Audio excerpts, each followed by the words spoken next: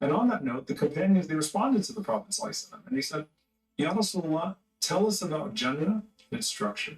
And the Prophet ﷺ said, لبنة من فضة ولبنة من ذهب وملاطها المسك الأذفر وحصباؤها اللؤلؤ والياقوت وتربتها الزعفران. He said sallallahu alaihi wasallam that its structure is one brick of gold, one brick of silver, its plaster is musk, its gravel is pearl and ruby, and its soil is saffron.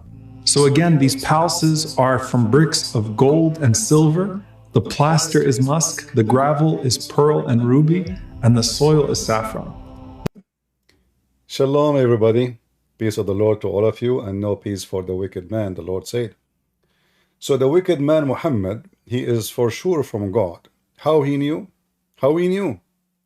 I mean, he promised you a house of gold and a house of silver. Your house in heaven is going to be one brick of gold and one brick of silver.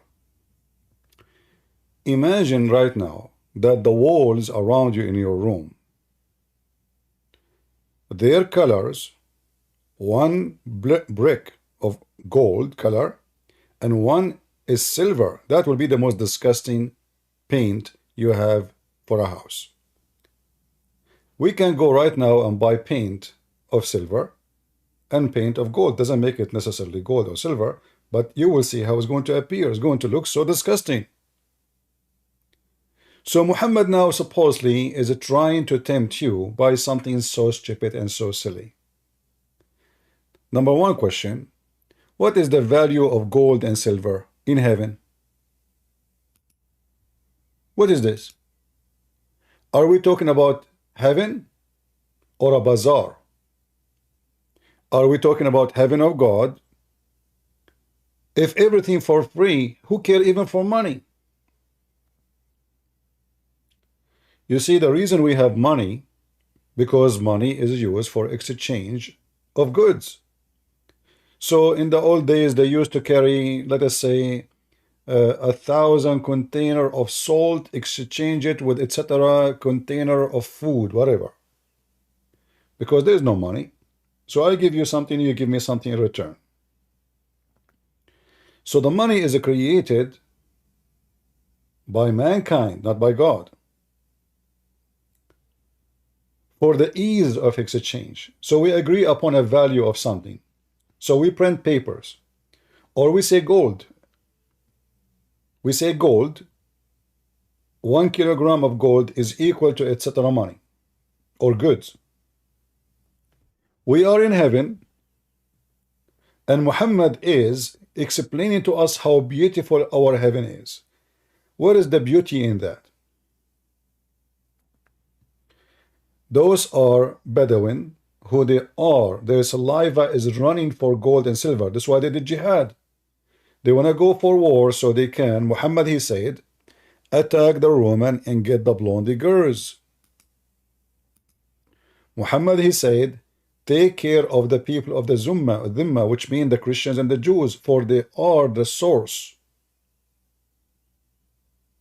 of your income. Not because he cares for you. So they are the cows who will give you free money.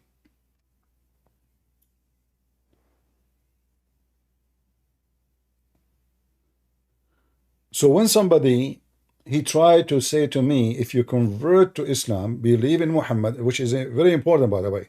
If you believe in Allah, you don't believe in Muhammad, you don't go to heaven. Muhammad is more important than Allah.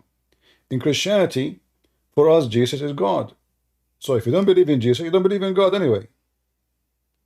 There's no, like, Jesus is not a prophet for us, he is God. So I do not need necessarily to follow Isaiah to believe in Jesus, which means my salvation is not through Isaiah. Even though Isaiah is a prophet of God, we approve him. I follow Jesus, the God who sent Isaiah. In Islam, if you don't believe in Muhammad, you don't go to heaven. So here this guy who gave you a nice smile, trying to tell you how beautiful Islam is, he showed us, by the way, I forgot to tell you, We are back in Ramble. Finally, they solved the problem, and today I received the first check from them. So the problem is solved. They are not, there is something wrong with sending the checks, and they solve it. All right. So just to let you know, we are live in Ramble, and we are live in YouTube. All right. Are we good in your Ramble, people of Ramble? I hope we are good. All right. So just to let you know, like, because we stop, I don't want people to send donation and we cannot collect the donation. I mean, what the heck is that? I'm with them for more than a year, and until now they did not even send me one penny. People make donation, and I tried to stop the donation. I could not even stop it. That's why, okay, if I cannot stop it, I cannot take it. Well, I don't want people to make donation and then somebody else take it. So today they solved the problem, and thank you very much. So going back to our topic, if there is any Muslim who would like to join us and tell us what the point of having a house. As we heard, one brick is made of gold and one brick is made of silver. What that will do, and is that beautiful really? Is that even comfortable for the eyes? What is the paint you have in your house? If there is any of you paint his walls with gold and silver color, are you with me? What kind of religion this religion is? It's not even comfortable for the eyes to see. Imagine your wife, she is covered by the gold. Her color is gold, or her color is silver. Is that pleasant to you? Human being, he have certain color. They made them, they make a pleasant to his eyes, and with all kind of colors, especially when it's come to nature, they make such a pleasant for us, like when we see it, like the eye, look at the sky, the blue, the cloud, the flowers, they have many colors, even insect, even animals, because there is an intelligent design. But one brick of gold and one brick of silver, how that is a beauty. Simply, he's not talking about a beauty, he's trying to tell you that Allah will make you so rich. If we go to the hadith, remember always Satan, he expand his roots. The first root he try is to get into your pocket. This is where a human being is case sensitive. All of us, we need money. If there's anyone don't, I mean, even if you are born of a king families, you spend money. Even the king himself, he spend money. He have to pay for soldiers, he have to pay for his accommodation, his servants, etc. People want to eat, people they have families, so you have to spend money for service. If we go to the hadith,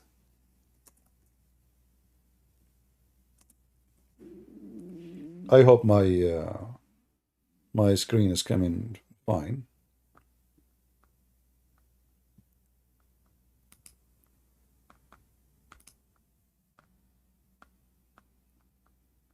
What is the lowest reward for the inhabitants of paradise? This is the lowest. And by the way, the Muslim, they say to you, this is da'if, just to let you know. But we can show you other hadith, they are the same. However, Islam is da'if. Islam is corrupted. This is what da'if mean. They try to say to you, this is a corrupted hadith, which means Muslims are a bunch of liars. Their books cannot be trustworthy, and therefore Islam cannot be trustworthy. Because how we can learn about what Muhammad, like this guy now, he's telling us stories. Where this story is coming from, either from the Quran or the hadith. How even we can guarantee that the Quran is not corrupted? The Muslim, they say it's not. No, I just played for you yesterday a video from Muslim Sheikh making fun of the Muslim Sunni, getting them busted that their Quran is corrupt, and none of the Muslims was able to answer. Go watch the video previously yesterday and laugh. The last people of paradise in the position is the one with 80,000 servants and 72 wives.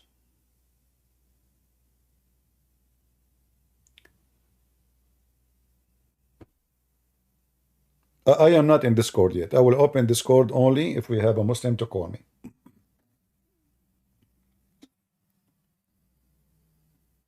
All right. If there is any Muslim who would like to join us, let me know. I will open Discord.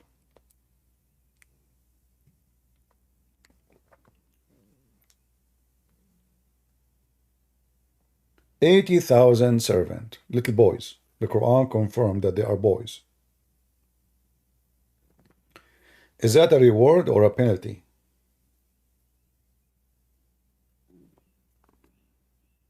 Imagine you have a house made of gold and silver. In the heaven of Islam, according to Muhammad, your clothes will never be wrinkled. They will never be ruined. You never change them. Never change them. You wish a food, the dish will come to you. No need for boys to serve you. So what the boys for? If you see a bird in the sky, you like to eat the bird, you wish it, you don't even say the word. The bird will be cooked, will come to you in a dish, and you eat it. So I do not need shower. My clothes never get ruined. I don't get dirty. I do not go to the bathroom. I do not need to do ironing. I do not need to cleaning. The heaven is always clean. So what the boys will do for me, the 80,000 boys. Do we have any Muslim can tell me? I'm not going to say you are going to have sex with them. Maybe, but maybe not. But who's a Muslim can explain to us? You see, when you say to me servant, you are talking about slaves. And those are slaves for eternity. And those are boys. Is that fair? Is that fair that God will make you happy? And how that will make me happy, I don't know. That will make me so upset.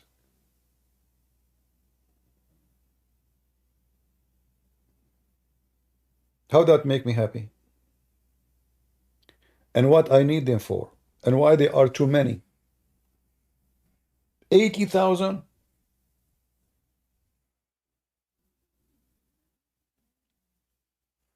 Any Muslim can tell us what the 80,000 for?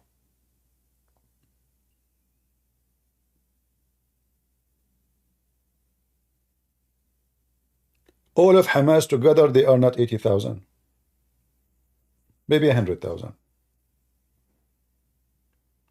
You in the house of Allah, Allah will give you 80,000 boys and 72 wives. This is the lowest, by the way. Take a note here. This is not the reward of someone he is a good Muslim. This is for the bad Muslim, the lowest. I mean, the last one who enter heaven. What is this? This is not a reward. This is a penalty. Secondly, obviously, it's a big fat lie. Because if we believe that God is just, why the just God will abuse little boys to make me happy, and how that make him happy and make me happy? So, slavery in earth because a human being is unjust. Slavery in heaven because Allah is unjust.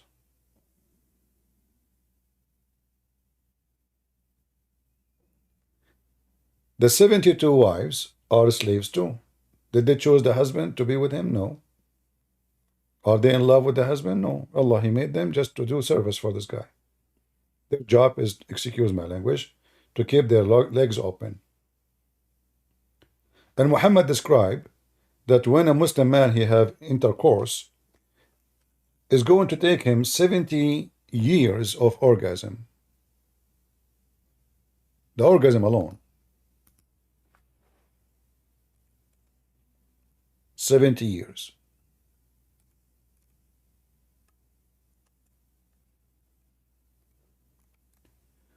The first thing you notice, like this is what I noticed when I was reading Islam, like in a very early age.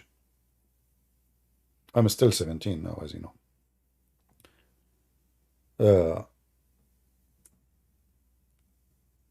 How much Muhammad he exaggerate with his lies.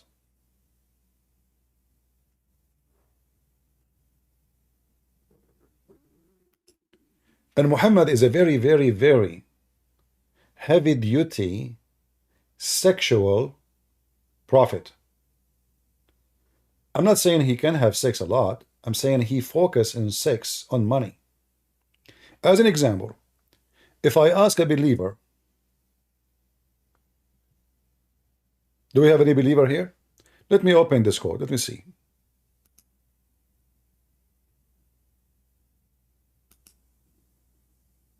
Maybe we can get a believer.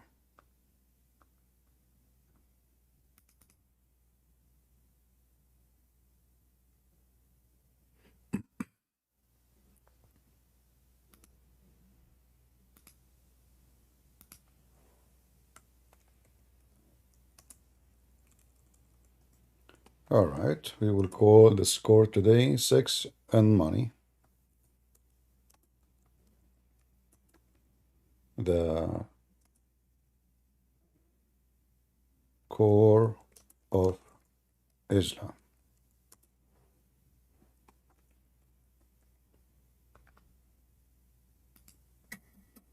All right. I am right now in Discord in case there is any Abdul would like to join us. Those who are in Discord, if you can hear me, please let me know. Am I heard? Do you guys hear me in Discord? Maybe nobody hear me yet. You hear me? All right, we have a Muslim.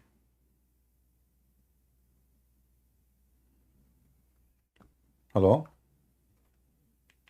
Hello? Yes, Amina, how are you doing? I'm good, thank you. Sorry, I didn't actually mean to join. I'm not yet anyone. I wanted to have a conversation, but not currently, because I'm not sure. So I did want to have a conversation with you, and I have lots of questions for you, but not at the moment, because I thought the live was going to be at 20 to 30 p.m. UK time, not the other way around. So No problem. So you like to talk now? I don't understand. You want to talk now, or you cannot talk? no, I will. It's okay. I'll drop off. All right, no problem. Thank you very much. You're welcome. All right. Yeah, she put her hand up, so that's why I invited her. Maybe she did not like the title, you know. If there is any Muslim who would like to join us and tell us how important it is to be sexual in Islam. Like, what is the connection between Allah and sex? What is the connection?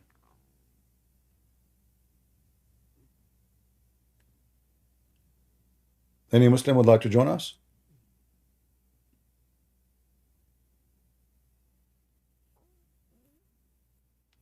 If you are a Muslim, you'd like to join, let me know. So if I ask now, which one is more important? Praying to Allah 70 times or having sex with the wife? Any Muslim can answer me? Guys, can you hear me in Discord? Some people are saying they cannot hear me. You can hear me, okay. And if you are in Discord, please join us in Rumble or in YouTube so you can get a bigger number, and that will bring more people.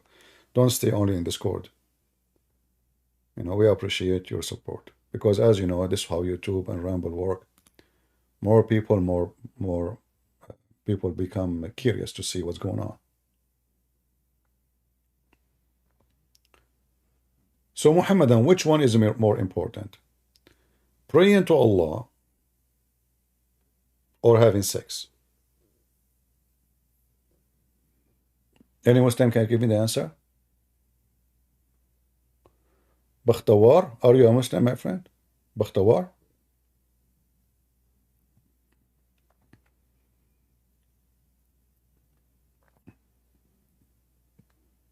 If you are a Muslim, put your hand up, make a request to talk, and I will invite you.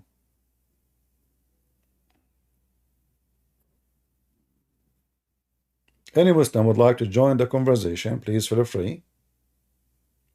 In Discord, put your hand up, and I will bring you to the stage.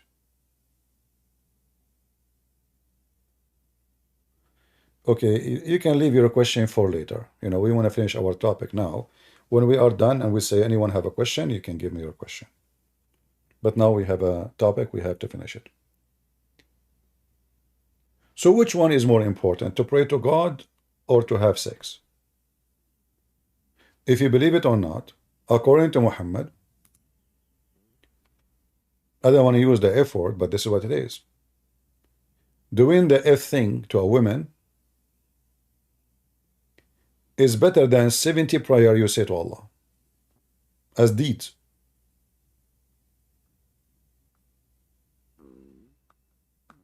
What kind of religion we're talking about? According to Muhammad, if in a woman is an act of worship,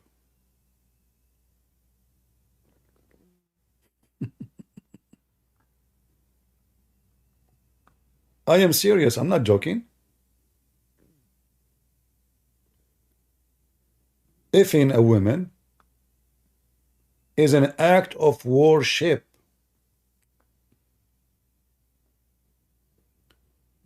which religion, I mean, we know the Buddhist, you know, Buddhists, they are very, let us say, easy, you know, with sexuality, homosexuality, prostitution, blah, blah, blah, you know, women sleeping around, men sleeping around.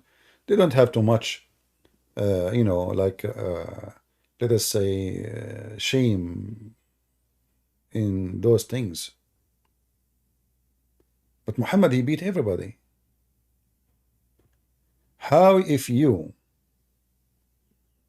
a woman is higher than 70 prayer you made to Allah,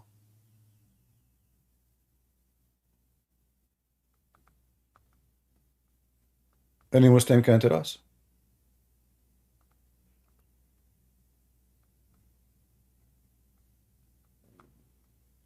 What we are talking about? I mean, what is the religion we are talking about?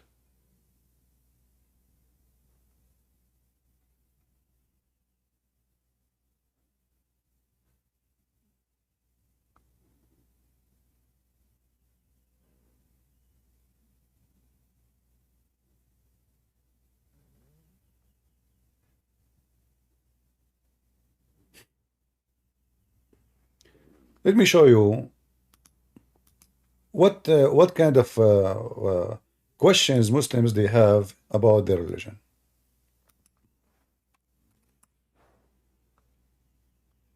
I will use Google Translation.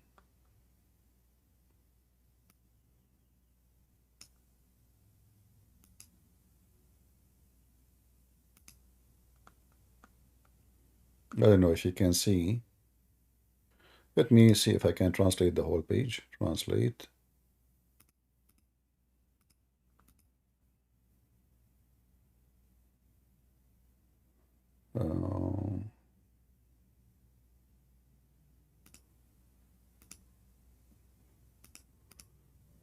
Yeah, sometimes those, I don't know what this software, what's wrong with it. Translate, selection of the page, translate. I did not select anything, but it doesn't show me translate the page. But let us see this. Oh, it's open a window. All right, let us try again. All right, now it works.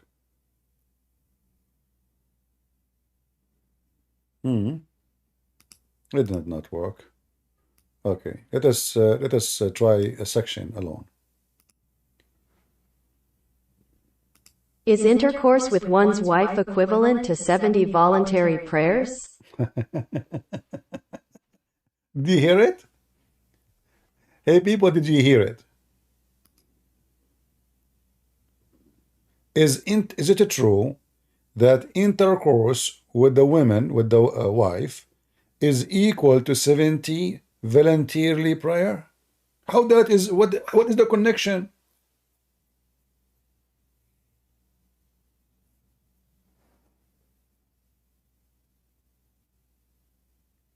Any Muslim? Yeah, I can send the link. I will post it in Discord. Somebody can shorten it for you, because I don't think it can go here in maybe the admin can shorten the link for you and post it for you. And I will post it in Rumble, because in Rumble it's easy to post any link, you know. In YouTube, no. You have to shorten it. So, is it? The answer, yes. The answer is yes, brother.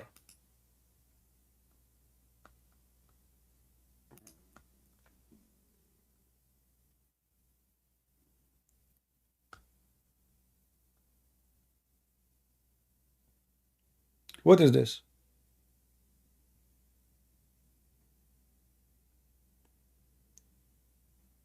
So going back to the hadith.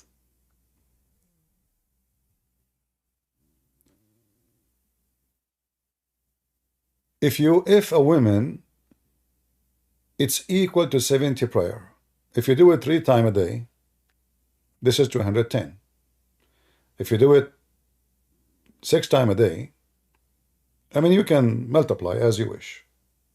And you notice Muhammad here is stuck with 70, you know, 70, 72 wives, 70. Always Muhammad, he steals numbers, either from the Bible, but in the Bible have nothing to do with sex, 40, 7, 70, etc. But now why Allah, he exchange. You see, deeds, when we say deeds in Islam, supposedly we're talking about either about material, you know, sex, gold, silver, servant, boys, you know, this is the exchange of deeds. So you give Allah something, Allah give you something in return. So when a Muslim man, if a woman, excuse my language, how that is equal to 70 times prayer to Allah? What the exchange we have now?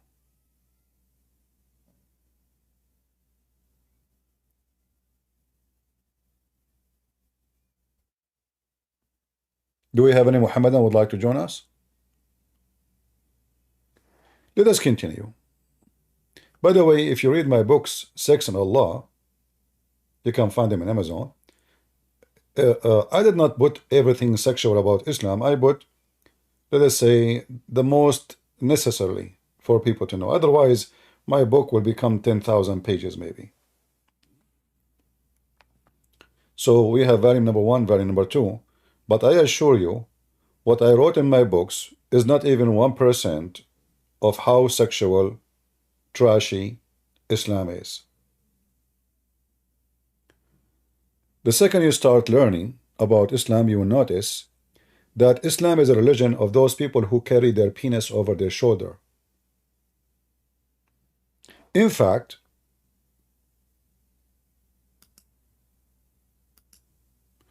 Muslims used to go and do Hajj while they are having orgasm.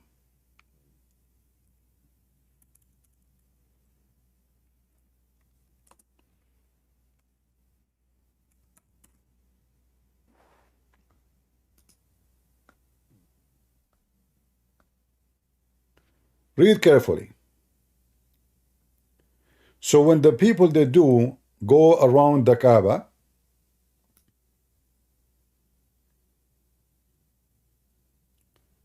we go out with our male organs dripping with semen. And Muhammad said, I am the most righteous, truthful among you. What? The Muslims, what the connection? I mean, what? Muhammad said, I am the most righteous. So they say to you that the Kaaba is a holy place. In that holy place, the Muslim men are naked, and their penises is a dripping semen. You know, a Muslim, if you say to me, oh, this guy, he had sex at home, and now he is dripping semen, I mean, for how long you drip semen? Like if somebody, okay, the Kaaba is not next to your house. I mean, the Kaaba is the Kaaba, place of a prayer. There is a distance. So now you go and you want to do Hajj, and you go around the Kaaba.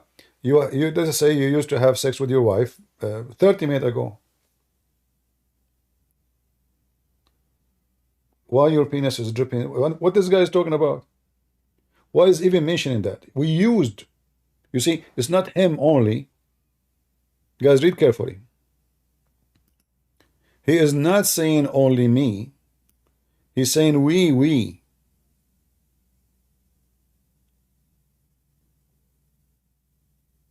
Will we go out with our male organ dripping semen?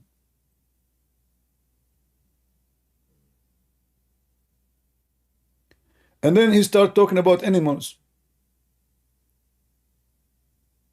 What is this? What? Sacrificing animal?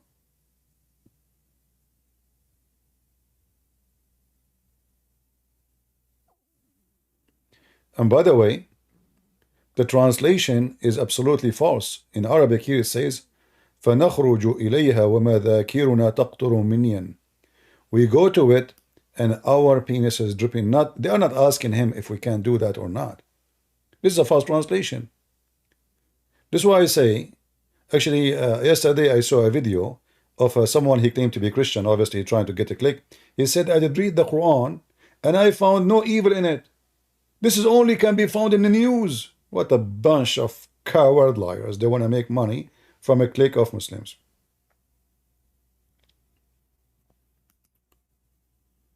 Just to show you how they lie when they translate.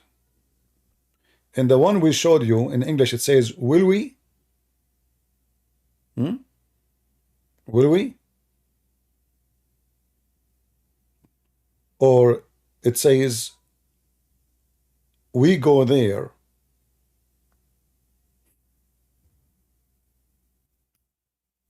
And we will go out to Mina with our male members dripping with semen. Between two brackets, now the Abdul trying to give excuse because of recent intimacy with our wives. What do you mean recent intimacy? So if you have it, I mean, this is a long process and this is a long distance. So a guy, he have sex with his wife an hour ago. His penis is dripping semen. Like, what do you have there?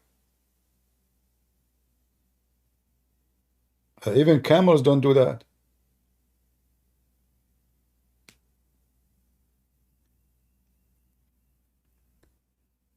The Arab before Islam, they used to go totally naked around the Kaaba. Why?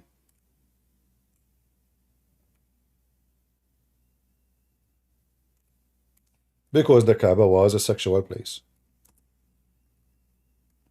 Women, they go look at this hadith here. Abu Bakr sent me among those who proclaimed at Mina, and no polytheist should perform Hajj after this year, and no naked person should go around the Kaaba.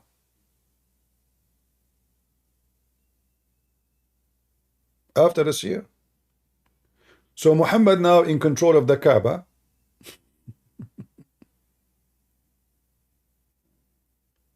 Muhammad died.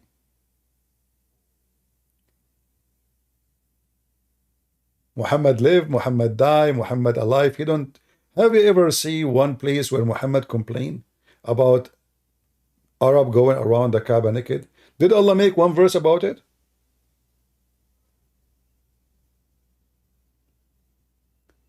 Mina is a location. You can search it in Google. You will find out what Mina is. A location where the one like they practice ritual. They have a major, the Kaaba, you know, Safa, Marwa, the place where they throw rocks at the devil house. And this is another mockery, stupidity. I mean, Allah and the devil, they have house in the same town. If you look at the house of the devil, you would die laughing. And by the way, now the devil,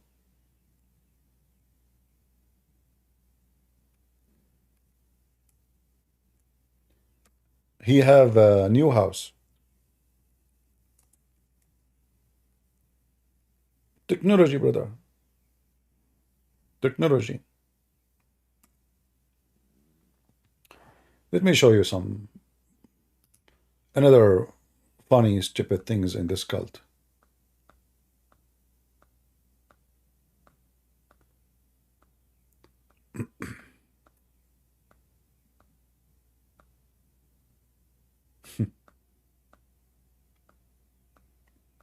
Millions of people. I mean, how is stupid a human being to believe in such a garbage?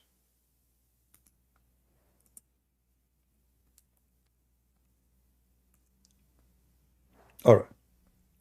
So now I will show you the old house of Shaitan.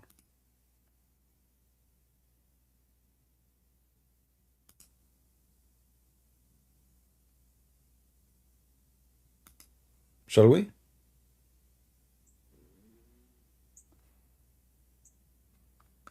Let us see.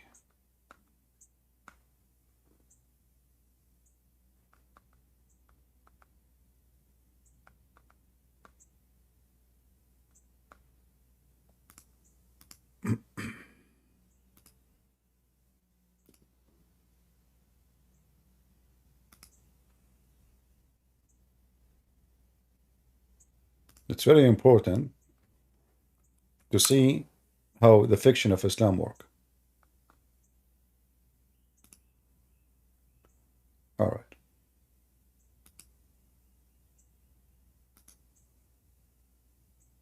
This is the house of Shaitan 130 years ago.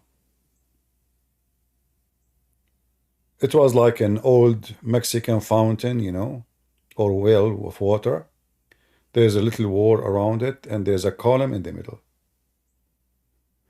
And those poor, naive people, they come and they throw rocks at the house of Shaitan. And Shaitan is there. He's taking hits in his head. Then the house get bigger. See the circle get bigger. This column, they keep repeating it, you know, like because people throw rocks at it. So you know, every year it collapses and they have to rebuild it again. And then look at the long line of those people. They are coming to throw rocks. All those people. It's like a million human beings. They are coming to throw rocks. Okay. So now we have to fix it. This is the new house of Shaitan.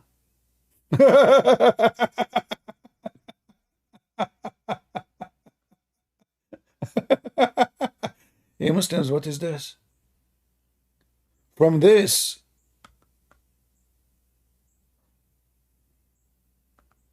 to this? How many houses? Look how many.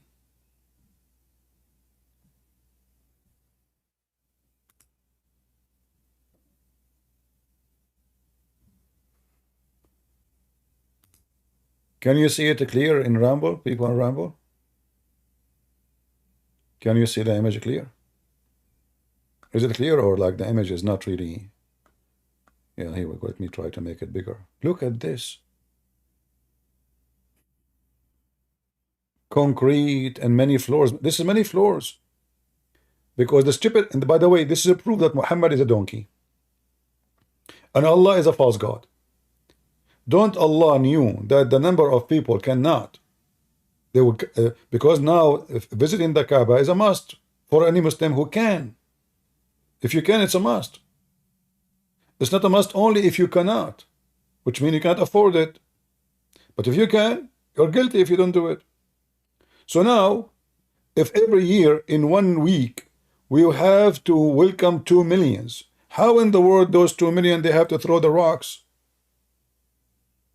So now we have to come with a solution. We build 4 or 5 buildings next to each other. Let me show you what is inside the building. Look at the house of Shaitan.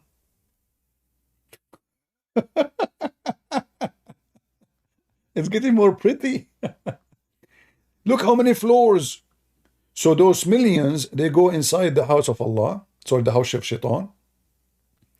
Let me see if I can find you inside the building, not only outside. Because this is now, I mean, it is hilarious. It is literally hilarious.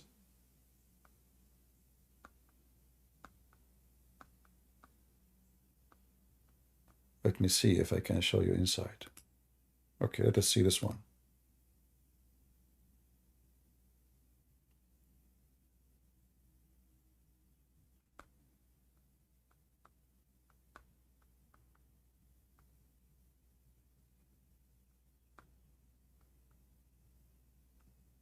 All right.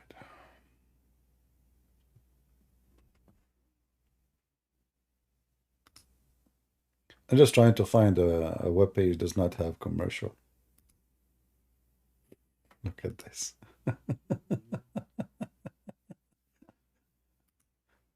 Look at this, brother.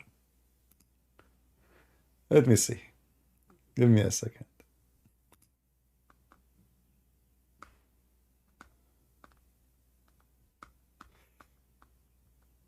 What a crazy, crazy, stupid cult.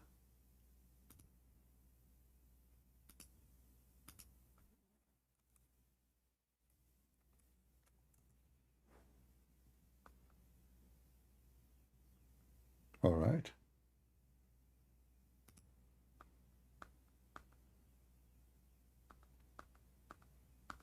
Where is the pictures? Here we go. Guys, take a look what happened now. Do you remember how it was a small, tiny rock? Look what we have now. There's many floors in these buildings. And now we have many concrete columns, massive ones in size. You think this is like a spaceship.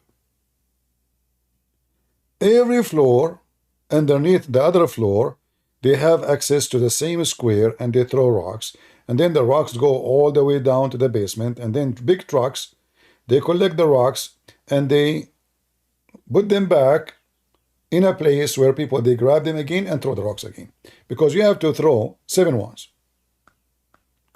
This is inside the building.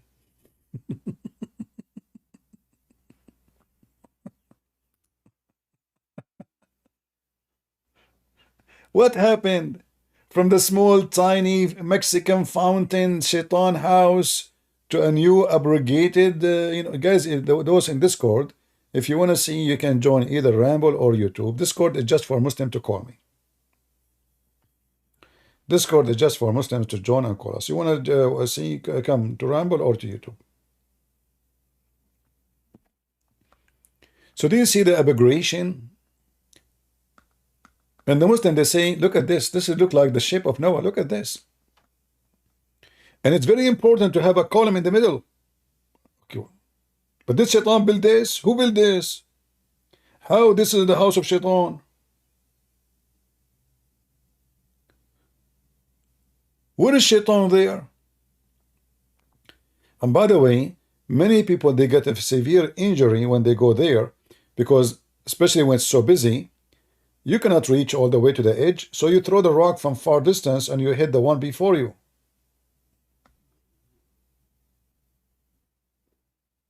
Islam, brother, Islam. Islam is the religion, brother. Okay, going back to the topic. Structure, brick of gold and brick of silver. The plaster is a mosque. Here we go. What do you want more? There's no dirt in heaven. There's mosque. What's wrong with dirt? Is like what is mosque? A Muslim, what is mosque? Any Muslim can tell me? What is mosque?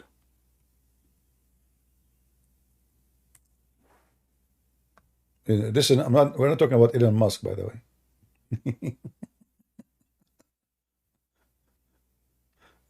Any Muslim can tell me what is this, you know, how the perfume, is it a perfume? How we can work, is it a dirt? What is this?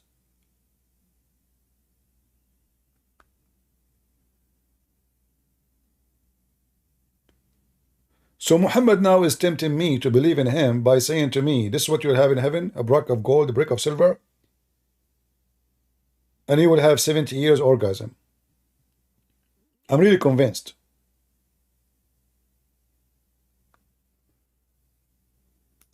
And then don't forget the quality of the women.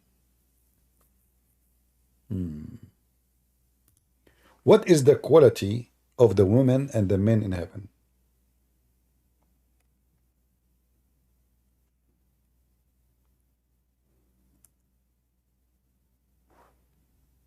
Any Muslim?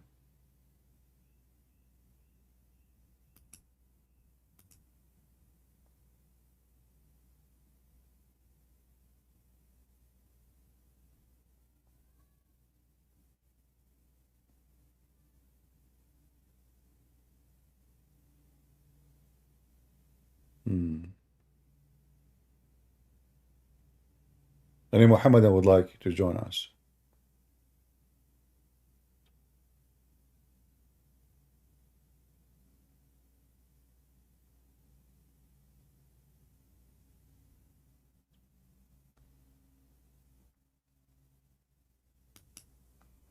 Interesting.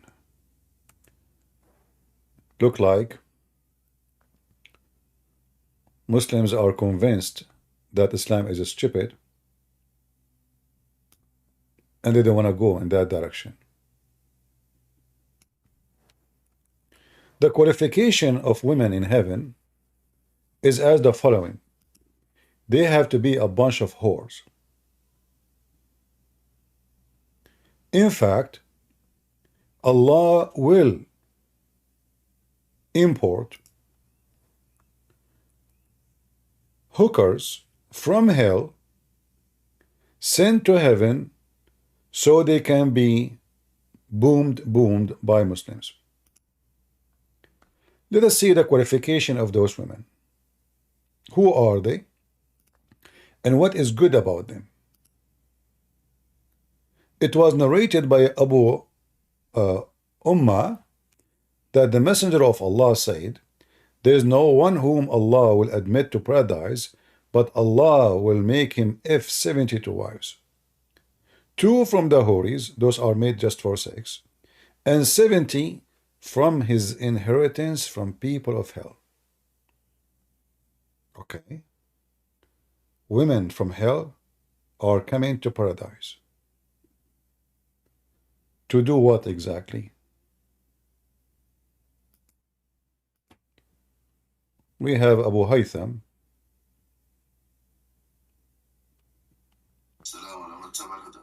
Huda, how's Huda doing?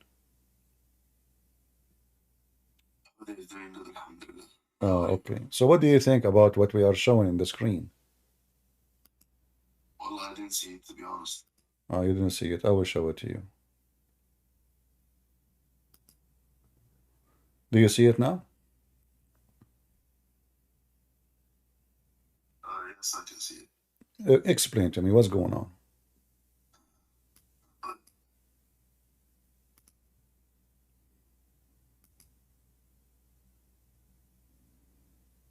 Go ahead.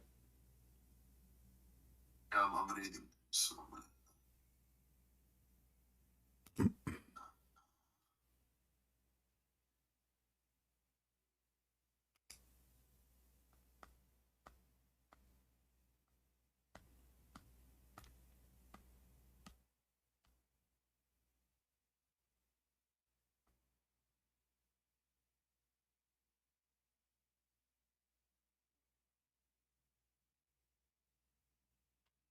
What happened? Why I mean, why you are so quiet?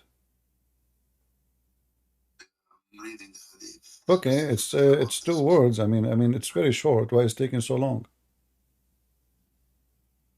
Yeah, I read it, so what's the problem? No, I did not. Did I say any problem? Are you talking about the real number?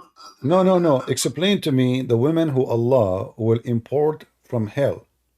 What is the qualification to bring them to heaven? What they will do, and what is their qualification as you see in the hadith? Why they are taken from hell, sent to heaven, and what they will do?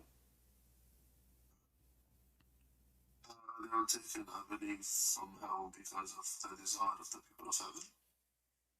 Okay, so you are a man in heaven, and now you have a desire. What is the desire is about? Yeah, you can have any sex with a woman, a specific woman, yeah. But I thought that the person who don't believe in Allah will stay in hell for eternity. But you can do shafa'a, you know that, right? No, but shafa'a, what shafa'a? This is about sex. What is their qualification? Is that like they repent? No. Are they good people? No. They are in hell already. The only reason they are taken out of hell because they have beautiful vagina and beautiful breast. Do you see it? Whom will have front, desirable front passages. So they are not taken from hell because you did ask Allah to take them. No. This is your destiny. This is your catch. Allah, He destined for you from hell women who they have big boobs and a beautiful vagina, correct? According to the hadith, yes. So what's your comment? Is that like really what God do? So a person was laughing at Allah. This woman, she don't believe in Allah, she laughed at Muhammad, she etc. And then now she is in hell. And now just because she have nice breast and nice vagina, we take her from heaven, from hell, send her to heaven? What's the grading of the hadith? I don't know. Da'if. Da'if as usual. All Islam is da'if. Yeah, but why are you using that hujjah though, actually? Well, da'if, because it is a hujjah, because if not, it's not a hujjah. Why it's in your book? If it is not, It's in my book, but no, it's your book. Da'if hadith. No. You see, da'if is accepted. Da'if is not rejected. That's why it had a rank. There's a hadith. It's only there. No, there's a hadith. It's called rejected, matruk. Da'if. It's like saying A, B, C. So if this hadith is C, still is accepted. He passed. Unreliable. No. It's unreliable. No. This is why. No. You see, okay. Hold on. Okay, I will go with you. The hadith is unreliable. That means you Muslims, you fabricated something your prophet did not say. Sure. What's the problem with that? It's So not how we can trust? So how I can trust you? So how I can trust you to give me a hadith is not fabricated if your books is full of fabricated stories? fabricated, it would mean that it's mawdu'. That doesn't mean that it's da'if, firstly. Secondly, Mawdu'a. Okay, what is mawdu'a? Okay, the mawdu'a is not da'if. Is it da'if? it's fabricated. Okay, but this one is da'if, not mawdu'a. Yes, so there's a problem with the isnad in the matter. No problem, but it's not mawdu'a, it's da'if only. So why you reject it if it's not reject? The only reason. Okay. The only reason da'if, Okay, listen. Is Ibn Majah is one of the 6 authentic books of Muslim Sunnis? Yes or no? not all is authentic. No, there is 6 books. One of them is Ibn Majah. Not all of them are authentic. What do you mean? So why you call them authentic if not all of them are authentic?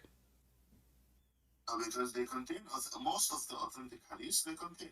But so Sahih Bukhari also do contain something which is. So where we can find, and who is the one who make decision what is authentic, what is not? Is that a Moody thing? Because I can show you the same hadith in the same book. One it says authentic, and the same hadith in different page it says not authentic. According to the matan. So it's not the story how truthful it is, it's about opinion. No, it's not about opinion. We have a very strict criteria. All And right. we do textual criticism. Okay. What is the strict criteria you are talking about? علم الحديث, the science of hadith. Okay. What is that? Firstly, you have to affirm that the isnad, there's no problem with it. What? Referring back to Remember, Abu, Abu. Remember, people do not know Arabic. So if I know what isnad, they don't know what isnad. Tell them what is isnad. okay, isnad is the chain of narrations. All If right. we affirm that the chain of narrations is sahih, meaning that it's authentic, how do we know that? We go back to the ilm al-rijal, which is the science of the narrators. Okay. If we find stories or specific things that these specific persons were lying or were fabricating stuff, or if we find any proof that disproves their narration, then we put it as daif. It's not according to our opinion. That's wonderful. So if someone he is known to be a liar, we don't accept what he's saying. Is that correct? Yes, if he's known to be a liar and fabricator, yes, we don't accept. Exactly. So why you accept the Quran of Hafs? Hafs is very well known. Okay. Uh-huh. Look, when it comes to Hafs, Uh-huh. he is Hassan in narration, right? No, He's no, not no, no, no, no. Okay, show me. Okay, show me a hadith. Hafs he said you accept. Go ahead. No, I didn't say that. I said. So how Hassan? How is Hassan? Even if Hafs narrates a hadith, I would say that Hassan. It's not sahih, right? No, you will say it is rejected. You will not say it, Hassan. No. Yeah, it fits. Show me one hadith. Hafs he said, and the Muslims accept his hadith. Show me one. No, I didn't say that. Okay, so all his hadith, so 100% of his hadith is rejected because he's a big fat liar. So how you take the Quran, you have today, most of you Sunni, from a guy, you yourself don't accept one hadith from him because he's a liar. Yes. So, firstly, when we talk about hadith, right, it requires remembrance of the specific story and naql or copy it as the same as it went back to the Prophet. When Hafs does, he's not known to be a liar.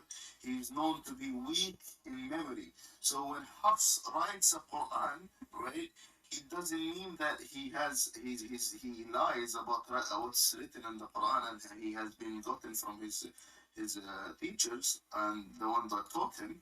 It doesn't mean that he lied. It just means that he doesn't have a good memory when it comes to hadith. And I can bring you very much scholars that say that he is just bad in memory. He's not a liar. Okay, I will give you a scholars and you read for me. None of them saying that he has a bad memory. They say he's a kadhab. And those scholars are Al-Bukhari, Muslim, very heavy duty. They refuse Hafs because he is a kadhab. Let us see. I find it very funny that you said you can give me a scholar who can say that he is just bad in memory. So he's bad in guys. This guy bad in memory in hadith, but he's good memory in the Quran. I mean, how you can be both in the same time? So you have a bad memory or good memory? Because he can write the Quran. No, he did not. He did not write the Quran. Never. You Muslim never have the Quran of Hafs. He recite. You never have any. Hafs never write a Quran. Bukhari never write a book. Muslim, he never wrote a book. You Muslims, you fabricate books. You call them Al-Bukhari and Muslim and Hafs. Is that correct? What did he say again? Did Al-Bukhari write a book? It's called Sahih Al-Bukhari. Yes. Show me the reference. Oh, you mean, okay, you want a manuscript or what specifically? A book. Al-Bukhari is a book. The Al-Bukhari is a book. Did Al-Bukhari wrote a book? It's called Al-Bukhari. Al-Bukhari or Sahih Al-Bukhari? Yeah, Sahih al-Bukhari is the same. I'm talking Sahih al-Bukhari. Okay, did al-Bukhari, is he the author of the book called The Authentic Bukhari? Yes. Give me the reference. Go ahead. Sure. All right.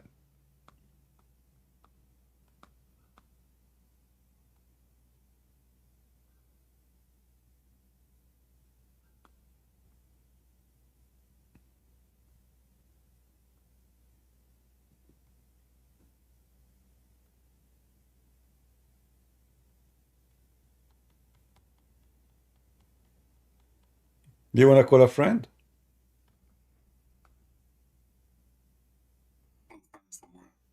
I don't know. Your friends to help you. A sheikh. No, I'm just trying to look it up. Mm-hmm.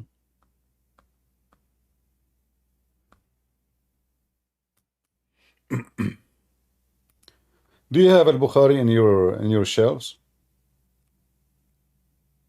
No, I don't have the book in my shelves. Okay. Because if you have the book, you can tell me there what it says, who is the one who wrote the book. But the book that I have is not written I by know. Bukhari, unfortunately. Ah, okay. I know he died, but listen to the question. Did he write a book? The author? Yeah, who is the author of the book? Did al-Bukhari write a book? It's called al-Bukhari. No, he did not. How would you prove that? Well, you Muslim, you say that. You Muslim, you say al-Bukhari never wrote a book. If I wrote your reference that he says that He said that? wrote, He said that. no, we can find the original manuscript of the No, there is no original. That's a potato talk. Read with me. Here we go. You see, I'm not like the Muslims who make things up. Here we go. Read for me. This is your Islamic library, and you speak Arabic. Read for me what it says. Al-Kitab Sahih al-Bukhari. Can you tell me the name of the author? Abu Abdullah Muhammad bin Ismail ibn Ibrahim ibn Mughira ibn Radzava al-Bukhari al-Ja'fi. Okay. This is the author, right? That's the mu'allif. Uh, It could mean that Uh-huh. it's the written book. Or maybe not the text. What is the name of Imam al-Bukhari? The name of Bukhari? Uh-huh. Ibn Ismail, yeah. Okay. So now, when was written, when this book is written, when the first time the book of al-Bukhari, if he is the author, you see, you Muslims, you say he is the author, but in fact, this guy, he never wrote a book. He never wrote a page. He never wrote, even Muslim. In fact, you say that he was blind. According to which sources? According to your sources, yes. So the guy never wrote a book, and now you make a book and you say al-Bukhari, he said this in his book. But the guy never wrote a book. Okay, do you have a manuscript for al-Bukhari? When al-Bukhari was exist? Bukhari existed at 1800s, Hmm. 9th century. Okay. How he can be the author of a book speaking about your prophet, and he can confirm a hadith if it's true or not, when he did not witness, he did not ask, he did not see, he did not hear any of those who report the original hadith. This is what I explained. I said to use al-Hadith. You cannot, my friend. The method you are talking about. Okay, how you can check who said so if all of them they are dead? What do you mean? If I am dead, and then someone says, Christian Prince, he said this. How you can confirm that I said that? You are now collecting. Who is reliable? People they lie. Isn't it all people are sinners in Islam? Okay, so if all people are sinners, there is nothing is called reliable unless you are the one who witness and you are reliable, like you are an honest person, not from. No, Habibi, we don't do this. We use full criticism, right? Now, if I use the same analogy to all history books, that will be flawed because that's not how we take it.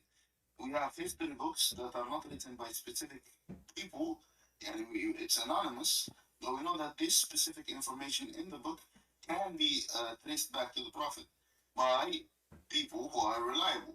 Okay, I want to ask you: is Aisha is reliable? Of course, she is. So if I show you right now a hadith, Aisha she said, and the hadith is authentic, you accept it? A hadith, it's reliable. Do you accept it, or you will reject it? Depending on the isnad. Huh? Okay, you Muslims, your scholars decide that this is reliable and this is authentic. So is that your personal opinion, or this is now the scientific way to discover? Is that a person you make a judgment as you wish, or this is what the professional do and they make a judgment based on a method you claim that it is scientific, or let us say professional? Okay.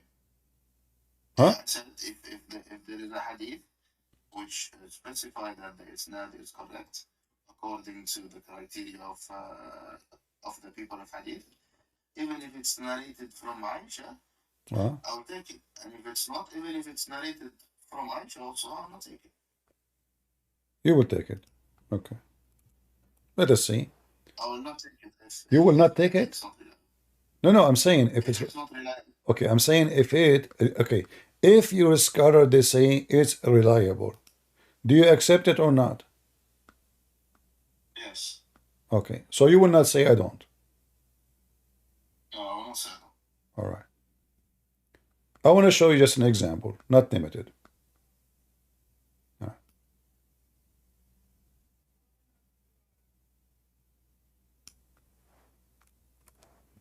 Let us see this one.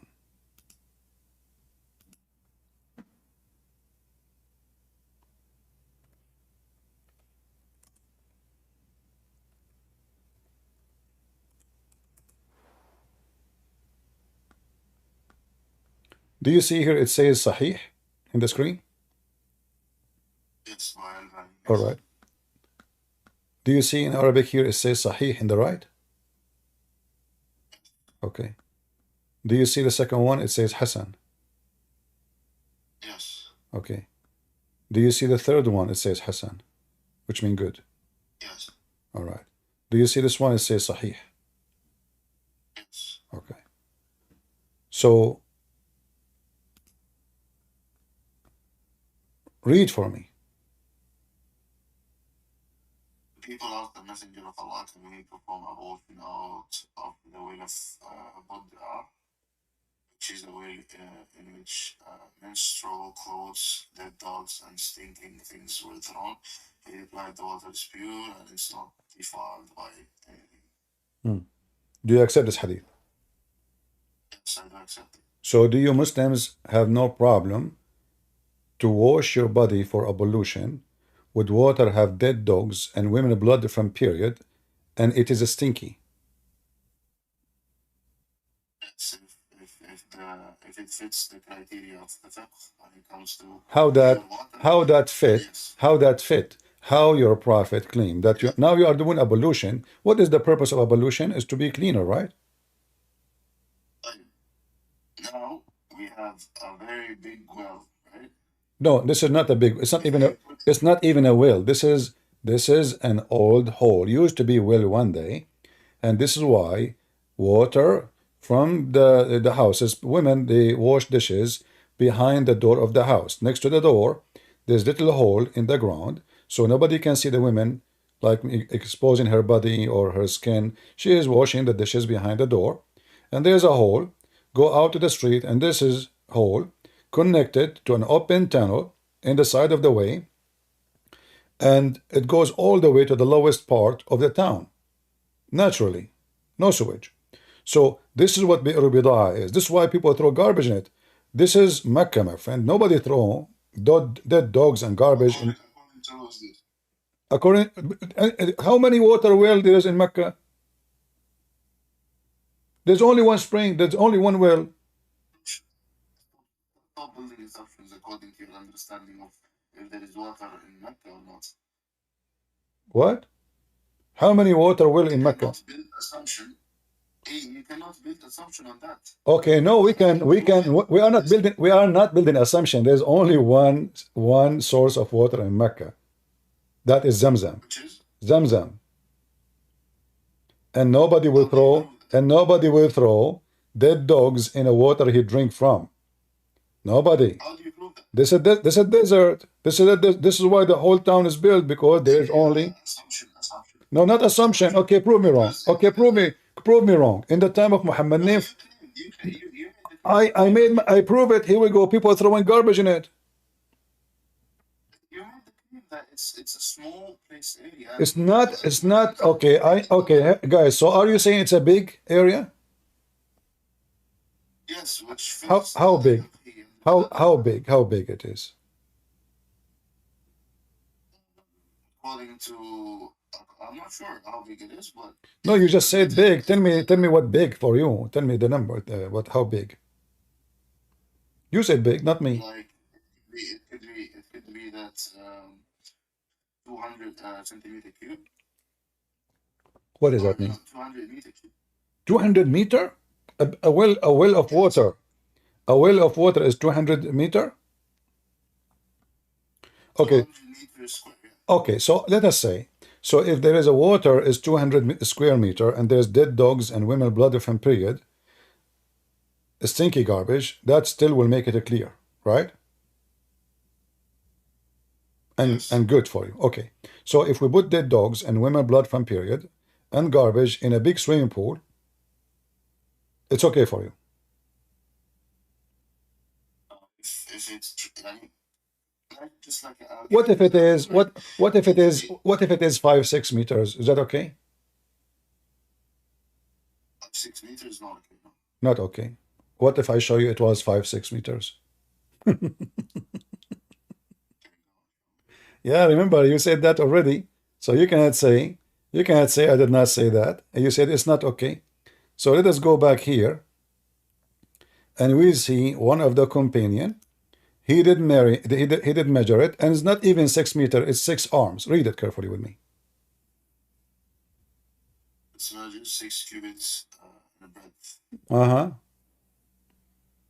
And then he asked the man who opened the door regarding from me and admitted me to it as a condition that this will change from what it had originally been in the past.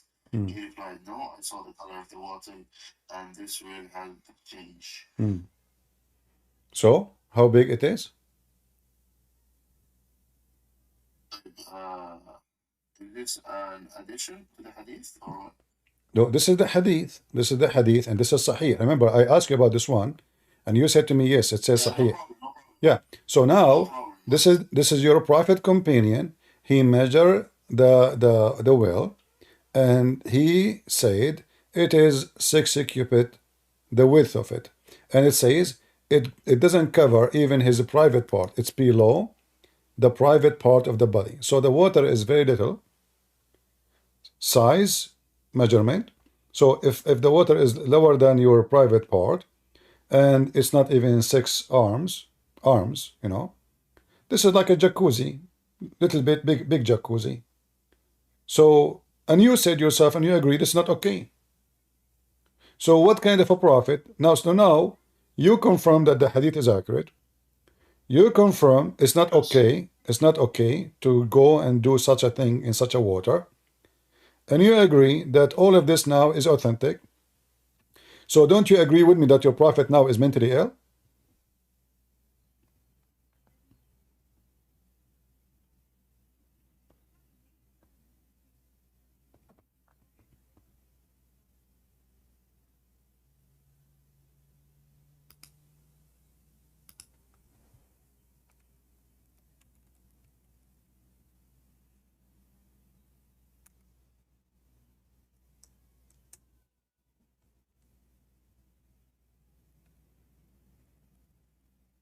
What happened? I wouldn't say that, no. Why not? I mean, only mental person he would do that. You said it's not okay. Because You said everybody heard you. You said yes. it's not okay. It's not okay. Why? Because this is disgusting. This is garbage. Dead dogs, women of blood from period, and even the hadith says the word is stinky. It's not me who's saying it. This is why it's not okay, right? Okay. So now how that will not prove that Muhammad is mentally ill? Who is the man? He will jump in the sewage. This is even more disgusting than sewage. This is not even running water. It's just container of water. Have dead dogs. Dead. And women of blood from period. And their rags. Not only the blood, the rags. And even it says stinky. Yes. Okay. So now we have a prophet. He want to meet his God. So he decided to do ablution. He want to be cleaner. Okay. In order to be cleaner, he decided to wash himself. Wonderful. So now he washed himself in a water way more disgusting than the sewage. That's incorrect because the sewage has more bacteria. The sewage have more bacteria? Yes. How you know it have more bacteria? Why? It's because sewages they actually contain feces and other things which. Well, here you have dead dogs and you have feces. Women blood from period. This is feces. Yeah, but women blood does not contain bacteria. No, women blood contain bacteria. Bacteria is everywhere in your body. And not only Yes, but in your blood, actually, your blood is a major stream for bacteria to spread. What are you talking about? If somebody infected, yes. the first thing to be infected is his blood. So we have now, we have dead dogs. What happened when a dead animal die? When an animal die, what happened? Decompose. What that mean? Decomposed. Breaks up. By what? By who? By bacteria. Exactly. So you said to me the sewage have more bacteria, but this is what a friend. Yeah, but So now we have dead body. We have dead body. We have dead body. We have a prophet who want to meet his God. And look what your prophet said. He says water is always pure. Nothing make it impure. But isn't it the piss is more like maybe 97, 98% of his water? How in the world water is always pure? I didn't understand your objections. When your prophet said water is always pure and nothing make it impure. Okay. Yeah. If the water have, Unless, if the water is the sewage is water. The sewage is nothing but you know that if the water is always pure unless especially the color changes, right? Or you can actually. well, you see, it says there the color change too, and it says it's stinky. This is what they're asking him. Do we wash in a water which is stinky? The stinky. No. You know. What do you mean no? Read carefully. Read carefully. No. There's garbage in the water. There's dead dogs in the water. And there is women blood from menstruation in water. And the water is in the size of a jacuzzi. Is the water still pure? According to our understanding of fiqh, yes. According to science, is that what fiqh? Come on, don't tell me fiqh. I mean fiqh. The word fiqh is about what the word fiqh mean? Students. Huh? Jurisprudence. Is that like mean understanding something? Yes, laws. No, the law is not the fiqh. The fiqh is understanding Yes. the religion. Yes, التفقه في الدين. exactly. So you have a good knowledge. You have a good knowledge. Okay. So now you have a good knowledge in religion, and by knowing good knowledge in religion, you come to the conclusion that dead dogs and women of blood from period and garbage, and it says even stinky. This is Muslim translation, and we have 6 arms of water. Doesn't cover even your private part. It's very low, and yet you are saying to me, you believe that this water is still pure. And remember, it's you who said, if it is 5-6 meters, you don't accept. You said it's not okay. So look now what happened. You changed your mind from it's not okay to okay. Why? Just because I showed you the Prophet say so. So the conclusion is, the Muslim, they reject hadith as long they can. I don't reject hadith. No, you did. I reject my understanding of the centimeters. How you rejected? Aren't you adult? You were a child a minute ago, and now you became adult now. No. So when you said to me, it's not okay, were you aware that this will make the water not good to be used by a human? I was not aware. No. Ah, so you said it's not okay based on what? I based it on my understanding of a specific ruling, but it turns out to be not the case because, firstly, if you can read what Abu Dawood adds, he said that the color did not change, right? Yeah, the color is bad. The color is bad. The color is bad. Anyway, yeah, the color is bad. What? Nothing changed from the original. This was saying it's the same garbage. This is still stinky, still bad. My friend, there is this water. This is not a water coming from the ground. This is a dirty water coming from people using their water, and that water is contained in the lowest ground. Maybe it used to be a well one day. Do you know what bidaa mean? Bidaa mean garbage. Bidaa mean garbage. So this is the well of bidah. The well where they call it bidah because people, they throw garbage in it. This is the name of it. The well of garbage. The well of garbage. The well of garbage. So why they throw things there? Because simply it is the well of garbage. And they are asking him, can we do that? So why Muhammad himself is doing that? I mean, there is Zamzam. Go there. What Muhammad he drink? Why you are doing this? And the people, they ask him, listen, when people they ask, is that because something normal to do? No. When people they ask him, they are questioning his behavior. Otherwise, if it's normal to do it, nobody will ask the question. Like, is it okay to wash from the faucet? No, for sure it's okay. I mean, what's wrong with the faucet? We drink from it. But the people are asking a question because they found this is weird. This is not. If you note, it says that it's actually around 3.5 meters width. So. What 3.5 meters? It is 6 arms. There you go. 6 arms. By the way, I find it very funny what he said because he measured it by his abaya. How is abaya is 6 arms? He measured by his abaya. So his abaya is 6 arms. Anyway, so listen. So even if it's 6 arms, you are the one who said to me you said 200 square meter. You said this is a 200 square meter.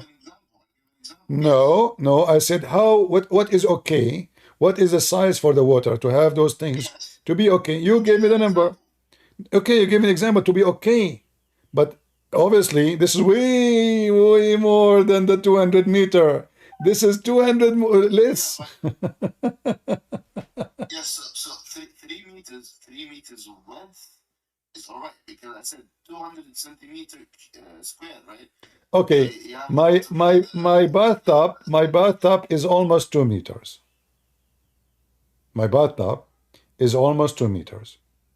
So now we add 1 meter to my bathtub, and that where your prophet have dead dogs and women of blood from period and garbage, and he now is a purified, huh?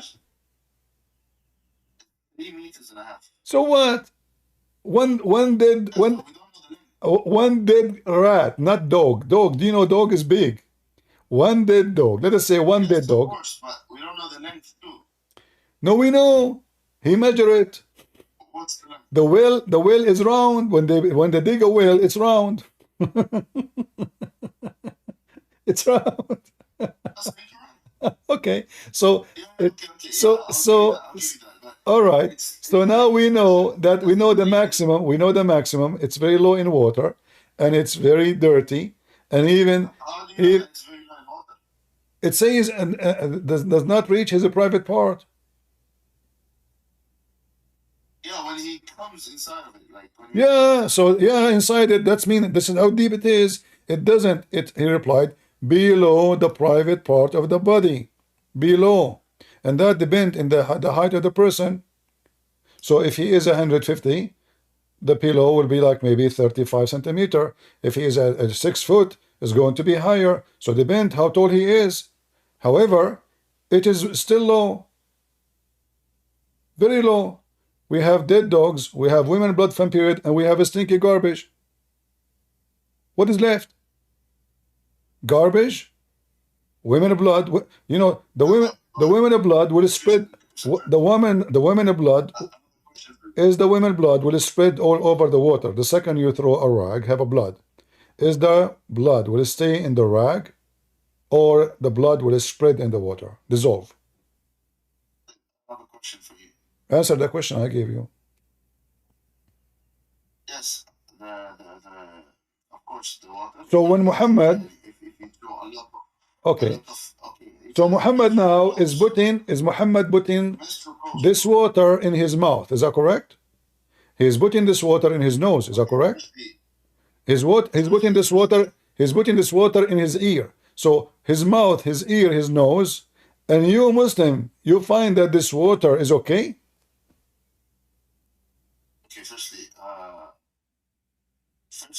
does this actually, or the hadith is implicating that those specific people actually say that this village has been thrown dead dogs or menstrual clothes, or is it actually indicated that Abu Dawood said, or or is it known to be? My friend, this is what it is. And your prophet, he is performing ablution from that water. Answer my question, type. Yeah, I answered you. I answered you. The well have dead dogs, and this is why they are questioning him about his behavior. Known to be, or he has seen dogs. Your prophet, he confirmed. It doesn't matter if it's known or not. It's known. This is why it's called bidah, which means garbage. So okay, so if it is known.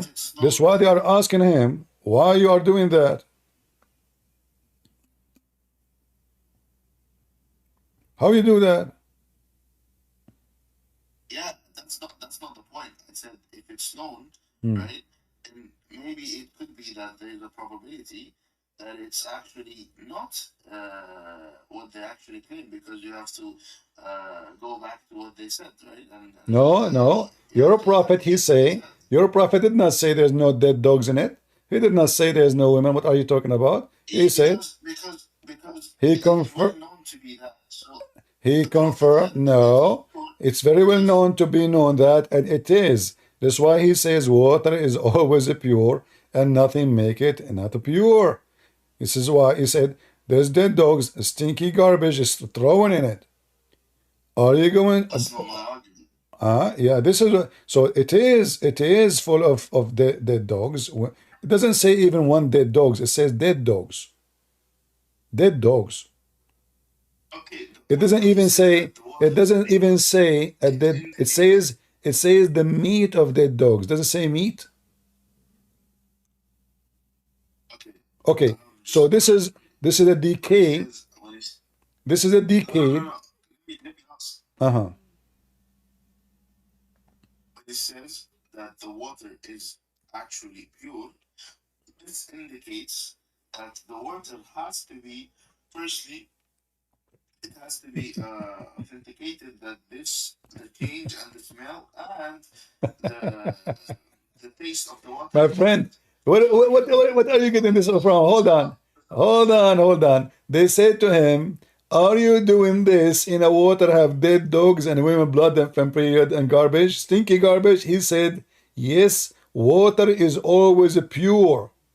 Water always, doesn't matter what you Well put. known, yes, well known. No, no, no, it's not about well known. He says water. He didn't say which water. He said water is always pure and nothing make it impure. So the complaint is this water have dead dogs, have dead blood, have dead animals, have garbage, stinky garbage.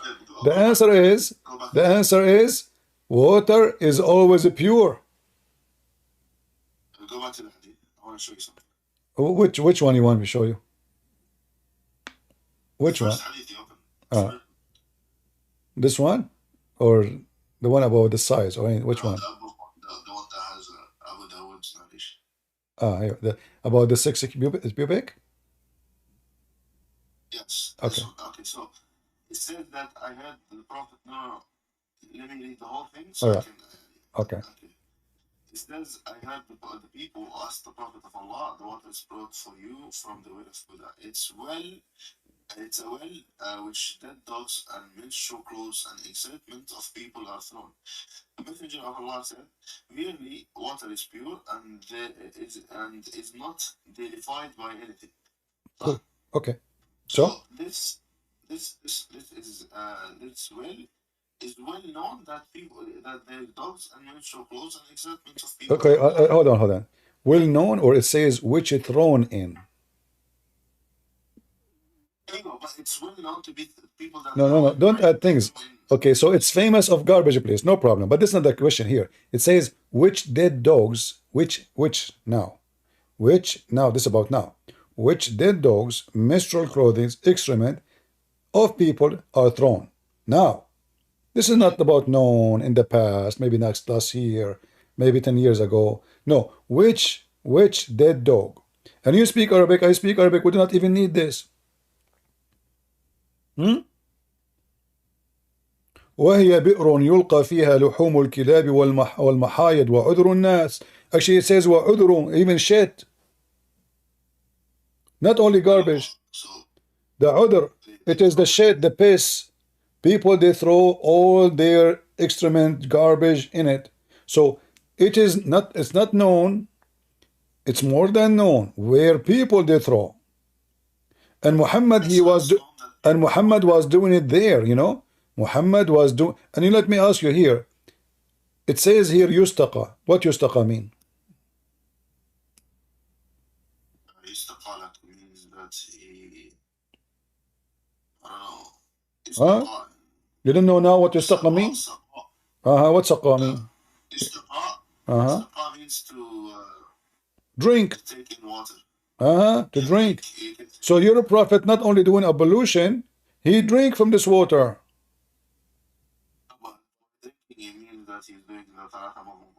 No.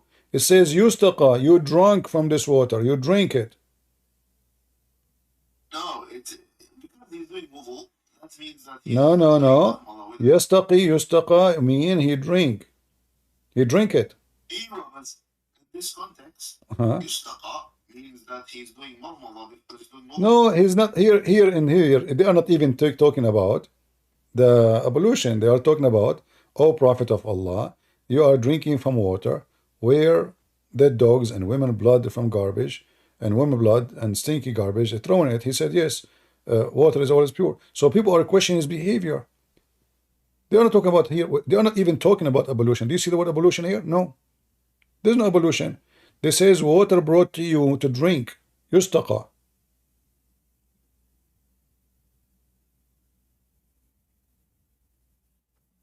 So your prophet is mentally ill. All right. So here we see that this is a very authentic hadith. I witness thousands of Muslims who speak to me. The second I quote for them this hadith, they say it's da'if. You try to escape it.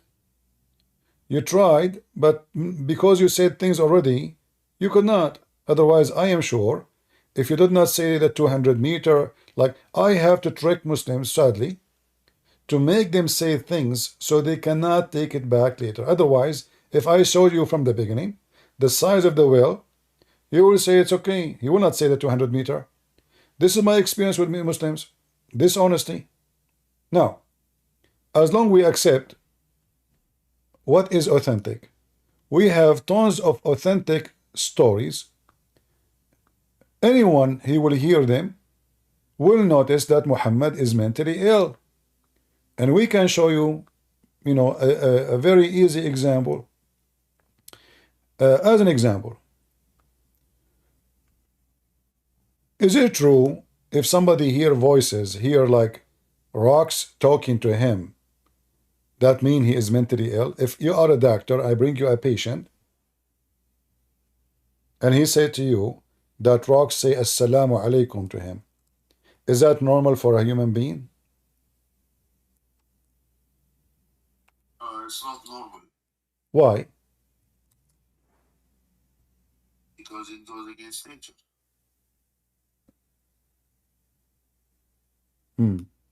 So what is your comment about your prophet saying there's a rock, only one rock? Why? We don't, nobody knows. When he go, he hear this rock saying to him, Assalamu alaikum, O messenger of Allah.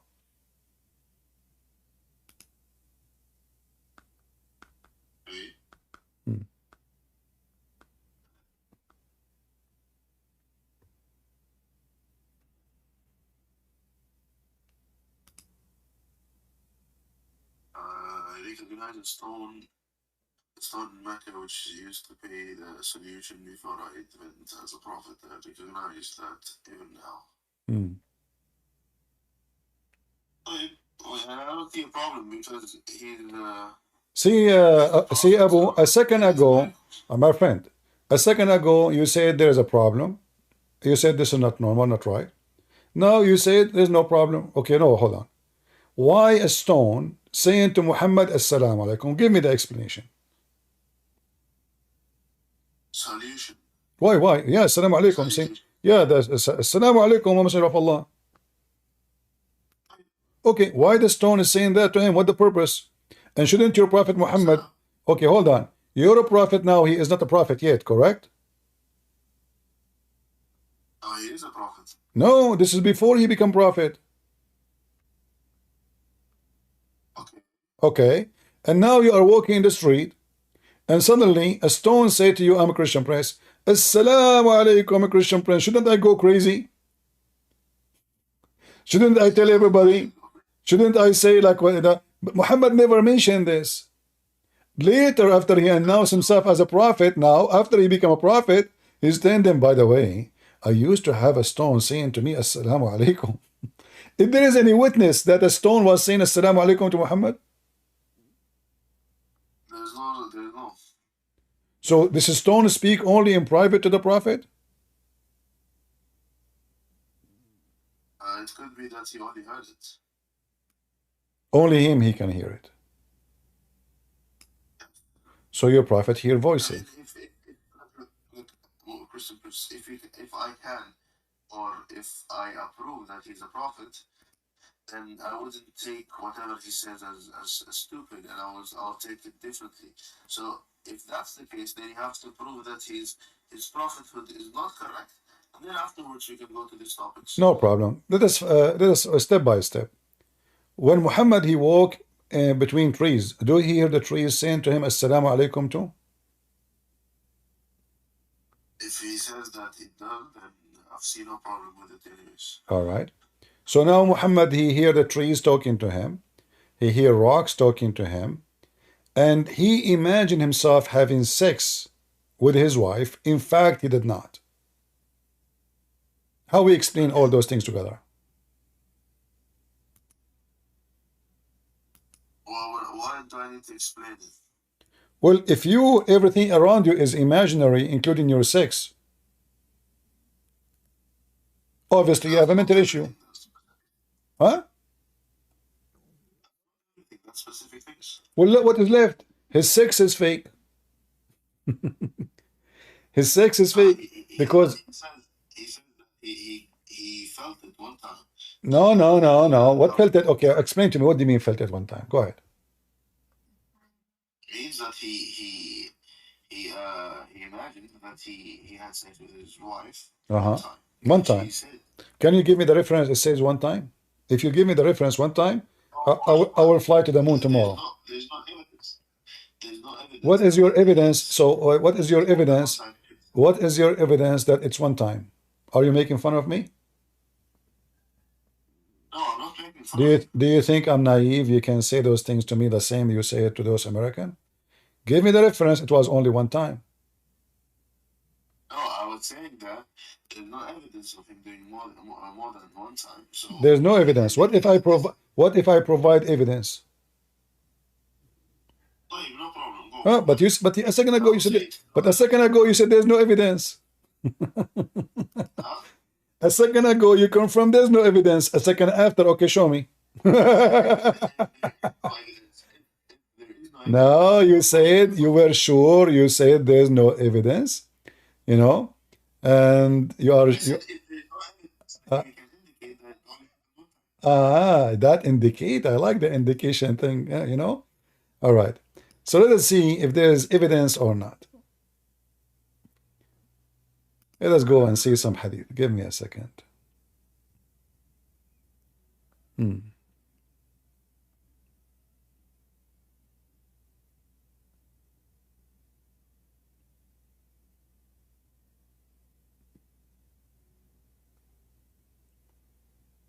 All right, let us see.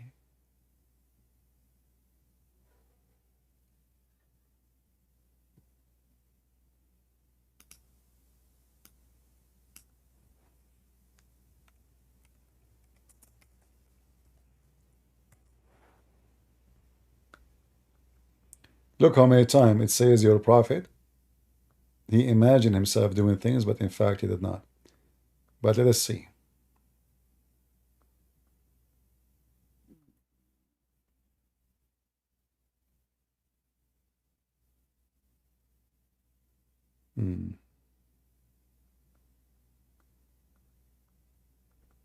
Read this one with me.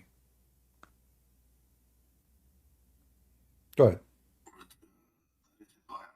The prophet continued for such and such period, imagining that he slept, had sexual relations with his wives, and in fact, he did not. You said to me it was only one time. You said to me there's no proof. No, you said you were confirming, you were sure, and you said there's no proof. So now it's confirmed. Okay, so now it's confirmed. So now it's confirmed. It's confirmed that he have that for a long period. Such and such. I did not say how. Muslim scholars say a year. So now we have Muhammad. He imagined himself doing things, but in fact he never did. Correct? Okay, so I still don't see a problem. Let us see. Muhammad, he hears stones talking to him, but nobody heard it. Correct? Muhammad, he heard trees talking to him, but nobody heard it. Correct? Muhammad, he imagined himself seeing an angel, but nobody see it. Correct? Correct. So what is the proof that Muhammad is a prophet? Now it's a different topic. No, it's not. Everything this guy he do is imaginary. Look how many times, not only about sex, even doing things, the prophet, he imagined himself, did a thing, in fact, he did not. Not only sex, everything. It says here that he began to fancy. This is your translation. Began to fancy of doing a thing which he has not actually doing. So your prophet now imagine himself having sex in the front of. There is people around him. His wife, she is watching. Muhammad is grabbing something. He think he is grabbing his wife, having sex with her. He was doing that in the front of her. Huh? No, this is da'if. Yeah, because it's da'if. We can make it sahih. No problem. Here we go. We go down. It's sahih. Al-Bukhari. Okay, so. So a second ago, we find escape. Oh, this is da'if. I told you this is da'if. Come on, see? Well, everything I showed you now is. I'm just showing you how Muslims, they neglect anything will make Muhammad look bad. So now it was da'if. Oh, I told you da'if. You know, da'if is true. Sahih is true. That's why it is in the book, my friend. This is why it's in the book. So your prophet obviously is mentally ill. He takes shower with dead dogs, women blood, garbage, stinky, shitty stuff, and he imagined himself doing things in fact he never did. What is the proof that Muhammad, he went all the way to the seventh sky to see Allah? It does any proof? It does any witness? He proved it to the people of Medina. How he proved it? In fact, no. People, they start leaving Islam when he said that. Go read it. People, they start, this is why. Prophecy that there is a caravan. My friend, first of all, this is all is a false story. Let me ask you. When Muhammad, he went to heaven, who he saw there? Prophets. I thought the prophets all are dead. Are they resurrected yet? No, they're not resurrected. So how he saw them there? No, he saw them in the heaven. Because No, they are not. He saw them in the heaven, not in the barzakh. No, my friend, don't. They are dead. You don't go to the barzakh and dead. You are dead. You are dead. You are in the grave. You are in the grave. yes, but Okay. So now, did your prophet see living people in heaven? In heaven number 1, heaven number 2, heaven number 3. Did he see the living prophets living in heaven number 1, number 2, number 3, number 4? Did he see them there? He did not see them in barzakh. He named even what heaven it is, correct? Yeah, of course, but Okay, so how they are dead? How they are dead? What barzakh? We are talking about the second heaven, the third heaven. This is not barzakh. You are inside the heaven. What barzakh? okay, that has nothing to do with what the state of Barzakh is. No, you are dead. You are, my friend, you are dead. Did Allah resurrect? Did Allah resurrect them yet? Dead in body, not soul. What? Your soul is still alive. Is he saw their soul, or he saw men in heaven? He saw their soul because there's no men in heaven. Can you show me where it says he saw their soul? Is since when soul is visible? Because we can do qiyas that when Allah says that, What qiyas? Okay, show me the qiyas. Go ahead.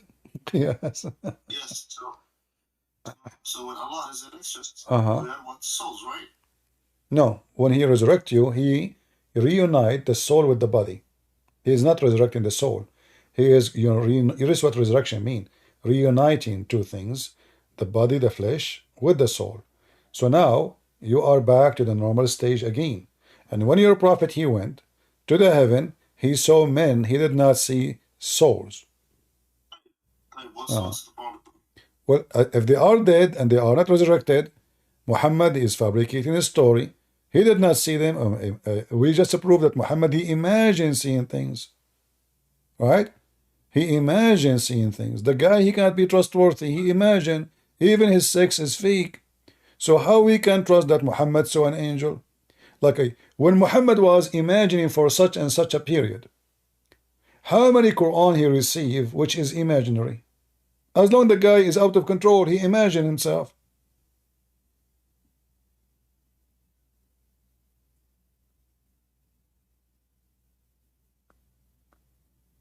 Hmm?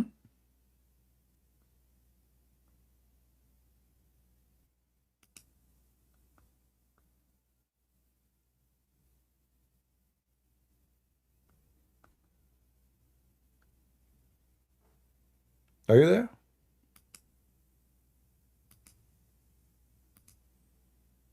Are you imagining yourself talking to me now, or you are talking? Can you hear me? Can you hear me? Now I hear you. Go ahead. So here your prophet speaking about an animal, huh? Did you hear me when I was making a point? No, I heard nothing.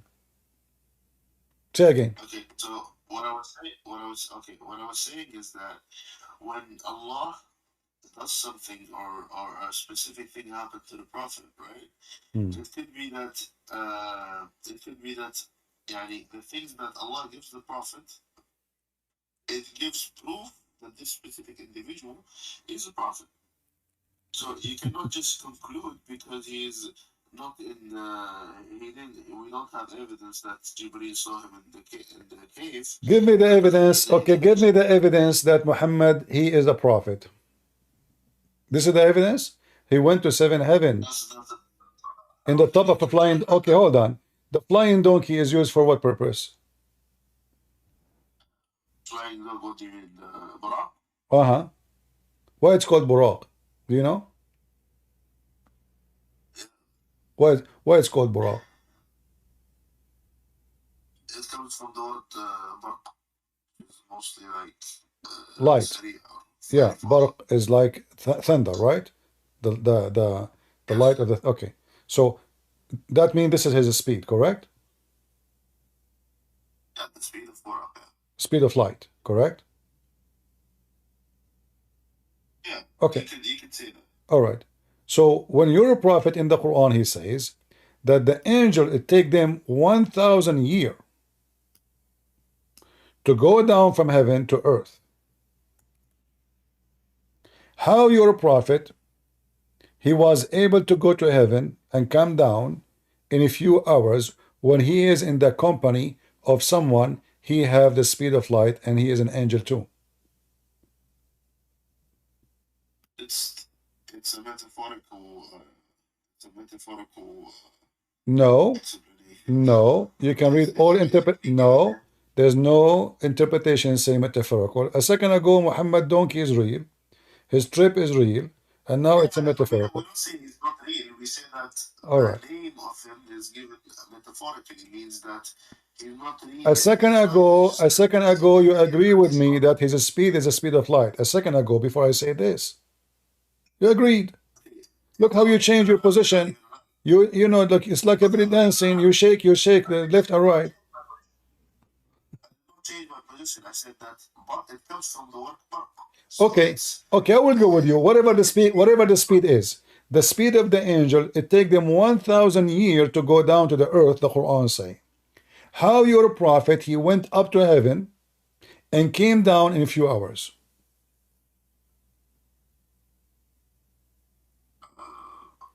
What they call it? Maybe it's a miracle. Maybe no, because simply he is using a donkey, and Jibril is with him too.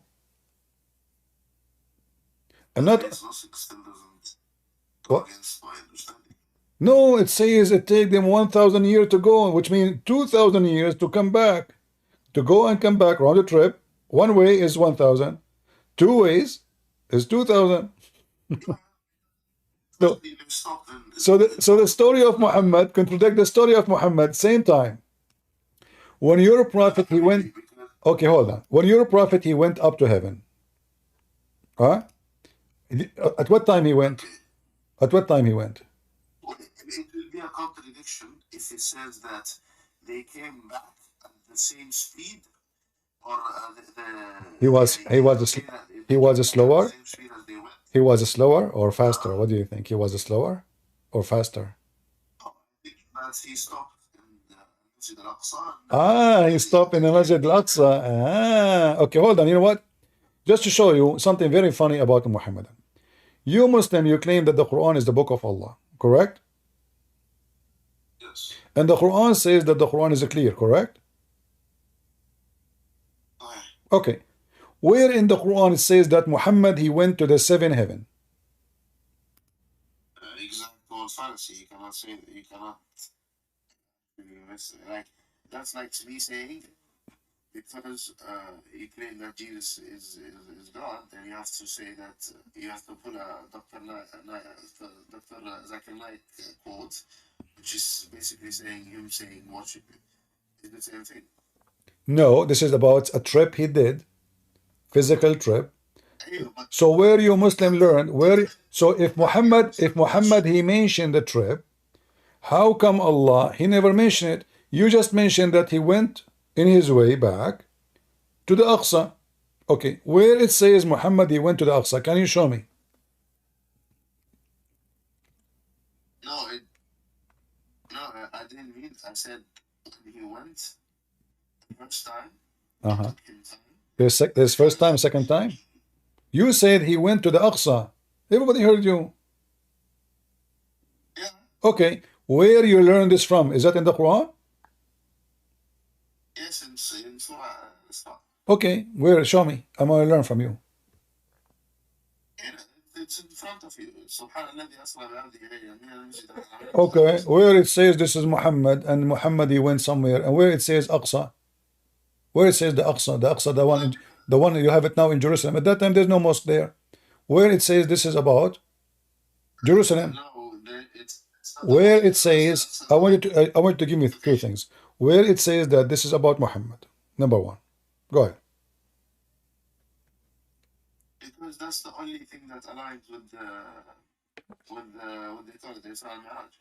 No, because if we go now in the Quran, if you go in the same verse, you will see it's talking about Moses. This is about Moses. That's the No, this is Musa. This is you Muslim. You don't understand your religion. We're the Christian. We teach you. Listen carefully. Moses, God, He commanded him. Listen, God, He commanded him at night to go from the land of Egypt to where? To Sinai. The Aqsa is in Sinai, where God appeared to Moses, the forbidden land. So this is why the verse here it says Moses in front of you, and we gave Moses. This is about Moses. If you go, yeah, the forbidden land is where Moses he met with God. Where Moses met with God. This is the forbidden land. God he says to Moses, tell your people don't enter this border. Whoever entered, he will be back. No, there is nowhere. This is not about the Kaaba. Okay, hold on. Let me show you something. Muslims are this is why the Quran says if you want to learn something, there's a verse about it says ask Christian Prince. If we go here, we see this. I will type this word, and you know Arabic.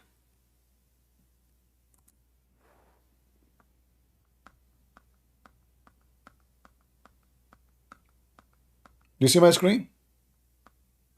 Yes, I see it. All right. This is the verse we are talking about, right? Chapter 17, verse number 1. Yes. Okay. It says here, بِعَبْدِهِ لَيْلًا. Do you see it? With his slave at night, correct? All right. I will post the same word exactly. Just watch with me. Just watch. This website is weird. Let us type it. Yeah, if you type it,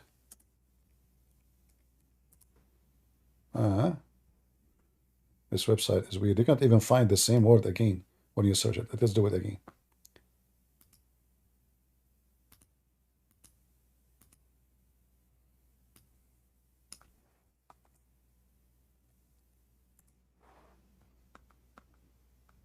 Read with me carefully. Isn't it this is the same exactly? وَلَقَدْ أَوْحَيْنَا إِلَى مُوسَى أَنْ أَسْرِ بِعِبَادِي. Do you see it? We inspired Moses to do what? Isra. You see Asri? Isra. Yes. This is about Moses. To cross what? To cross the sea, escaping the Pharaoh. Let us continue. When Moses he left at night. Is that correct?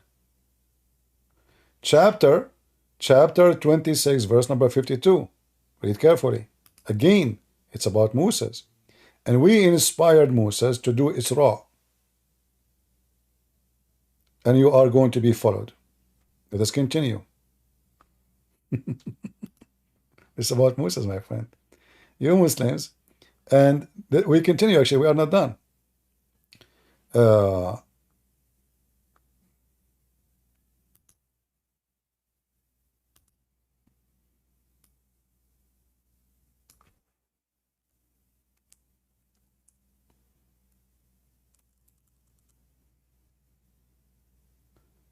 Subhanallah, yes, okay, well done. Which verse we will show you?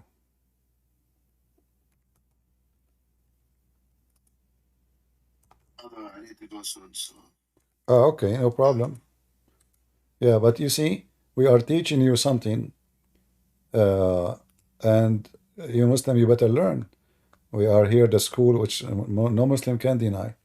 If we go Let us see. Here we go. Actually, I think we showed you this one already. No, I think I did not. Read with me on love. What time Musa he left? This is chapter 44, verse number 23. At night. This is what happened. It's not about Muhammad. So the chapter of 17 have nothing to do with Muhammad and all those stories that Muhammad he went and he found seven heaven, all his fabrication. You see, the Quran mentioned the miracle of Jesus, mentioned the miracle of Moses, but when it's come to Muhammad, suddenly we cannot find the story. This is a miracle. It have to be mentioned in the Quran. It have to say we took Muhammad. As you see, each time we take this verse, we talk about the word Isra, we are talking about Moses, not Muhammad. He crossed the sea. The position, just the positions of the specific events, just refute. No, you see, the position is that those hadith are fabricated hundreds of years after Muhammad, and the Quran. I'm talking about positions in the Quran verse that says that from Al-Masjid al-Haram to Al-Masjid Al-Masjid al-Haram is the forbidden land. The forbidden land is that where the place where nobody can enter. When your God, he met with Moses. Let me show you. Your God, by the way, your Quran is copying my Bible. So when Moses That's a different topic. no, it's not different topic, it's the same topic, you know.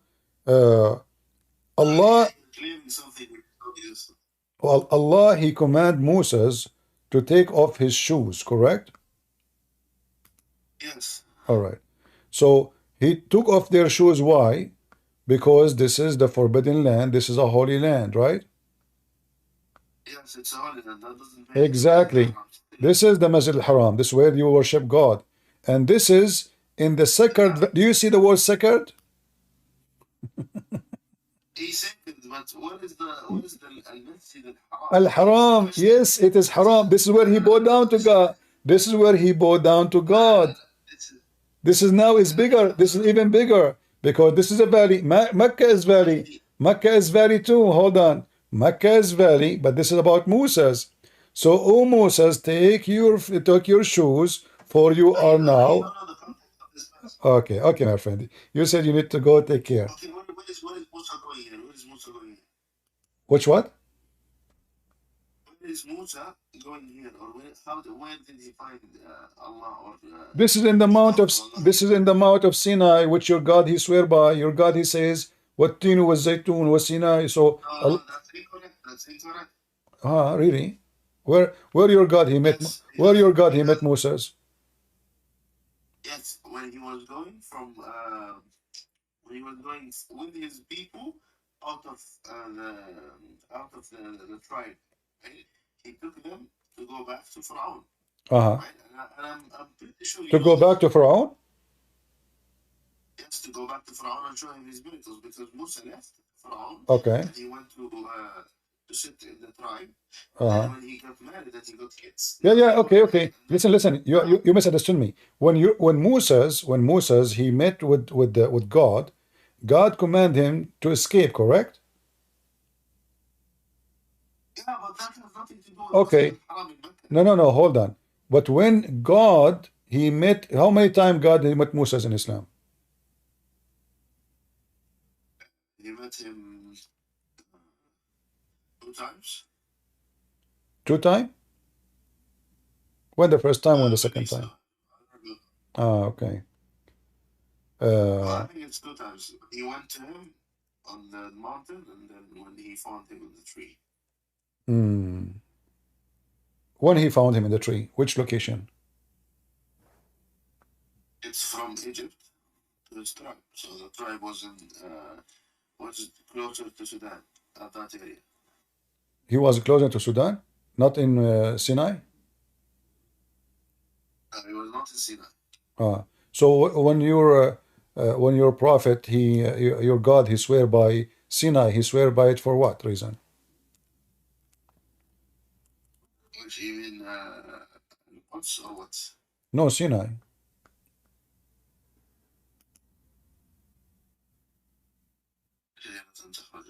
Okay. Yeah. So what this is about? What Sinai? What is what is Sinai for? You know, what is this? Your God Allah. When your God He mentioned your God, by the way, he mentioned the word Sinai wrong. Once he says Sinai, the other ones he says Sinin, correct? Sinai, Uh-huh. I'm not sure. You can show me. Okay. We have a bad website. But in 5 minutes time, I need to go on. No problem.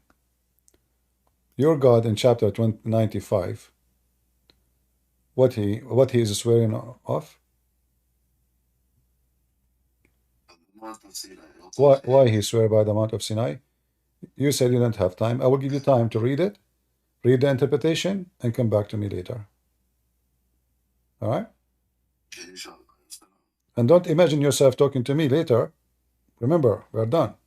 Because you have a prophet, he imagined himself having sex, hearing stones, speaking to trees. All right, let us see. We hope so. Thank you very much for joining us. Take care. All right.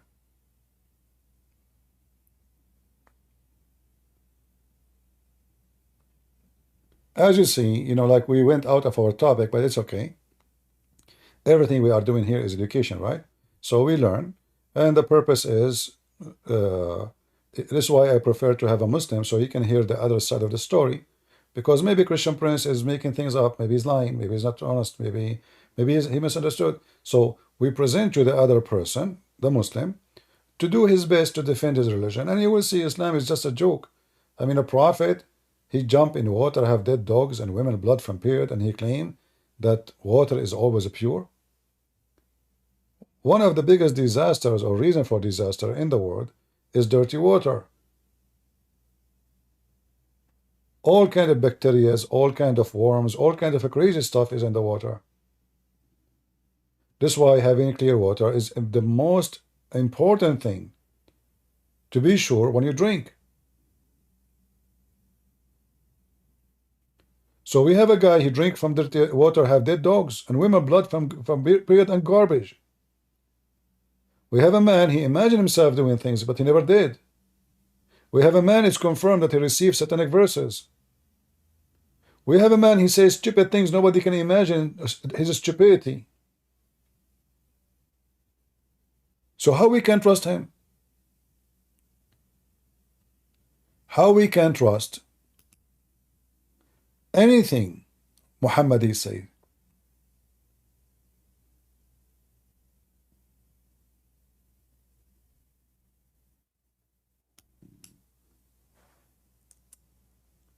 We cannot.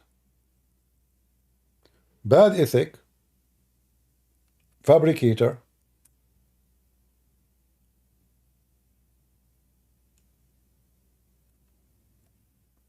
rapist, child molester, thief. What is left? He even steal from the Bible chapters and verses, and he tried to make them as part of his religion. What Moses have to do with Muhammad? Nothing. The God of Islam is not the God of the Christians, so why Moses is there? Muhammad don't even know what Moses mean. Do Muhammad knew what Moses mean? No, he don't. You have no idea. If you ask the Muslims what you call Isa, okay, what Isa mean? They don't know. Masih, they don't know what Masih mean. If you check what the Muslim believe about what the word Masih mean, you will go crazy. Even they say that because you have a flat feet. It turned to be the Messiah have a flat feet. This is what the Messiah, you know, because they are so confused, they don't know what mean. When Allah he swear by Yasin, do Muhammad knew what Yasin is? Ya is a word meaning God. Sin is the name of the God, and that is the moon God. You check with the Muslim, you say, okay, what this word mean? What your Allah? He says, Allah, this is a miracle. This is a miracle, brother. Nobody knows what Allah meant. Because Muhammad do not know. You do not know because you stole the words. You do not know what they mean. And now we have Yasin. Sin is the moon god. Ya is the word God.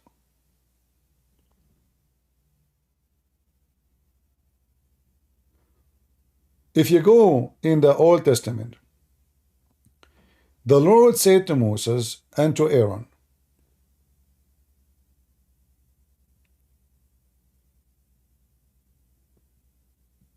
there is two forbidden land actually. There's the forbidden land from going to Israel, right? And there's a land where you cannot enter, for this is a holy ground. Muhammad, he took the story, he learned from the Jews, he put it in his Quran, and now the Muslim later, a few hundred later, they make it about Muhammad. And now the Muslim, they want to fight the Jews. They want to kill them. Because somebody said Muhammad, he went to a mosque which never exists. How Muhammad he go there if nobody, the Roman was there?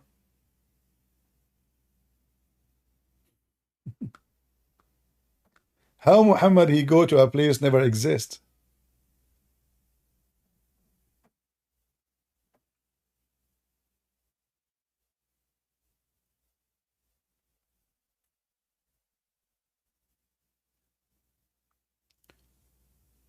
Do we have any Muhammadan last call? Did you guys have a good time?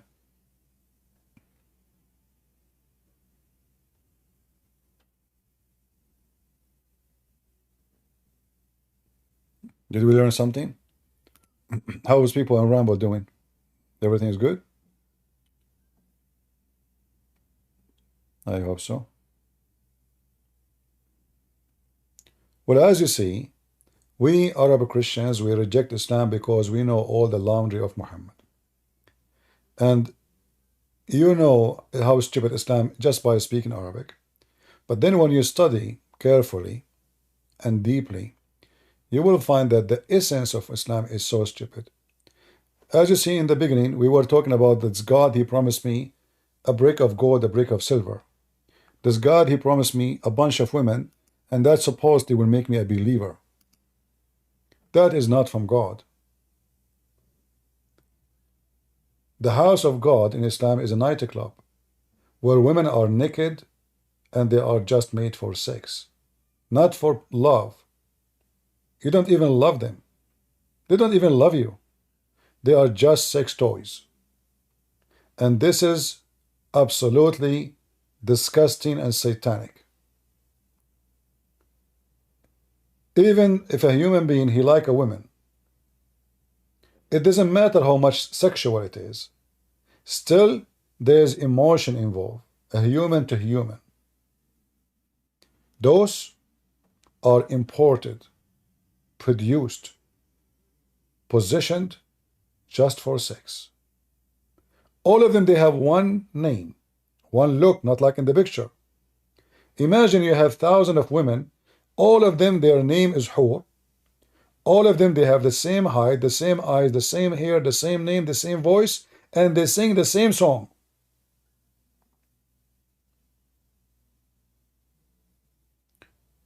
So what even the point of having multi women if all of them look the same? Who is the stupid here? Allah is fooling who?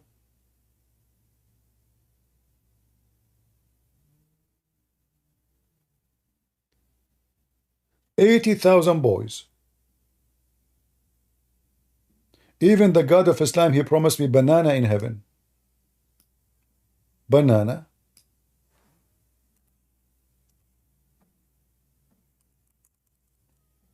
Are you sure? Yeah,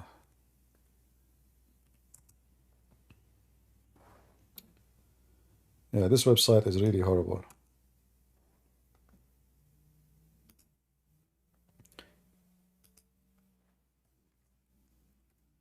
Allah will give you a bracelet one made of gold and one made of silver. What is this? One verse he promised gold bracelet. I mean, why a man will wear a bracelet anyway? You want to be pretty? You see, for me, one of the things I don't respect in men, when they start putting accessories on their body.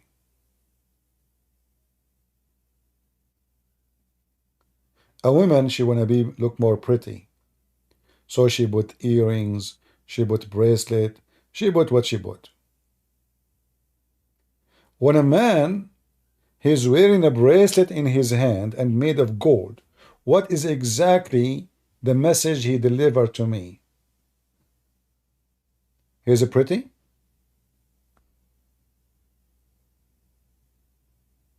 He look good?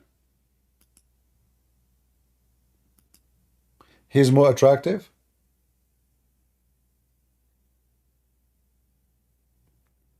Allah will make you recline on a couch.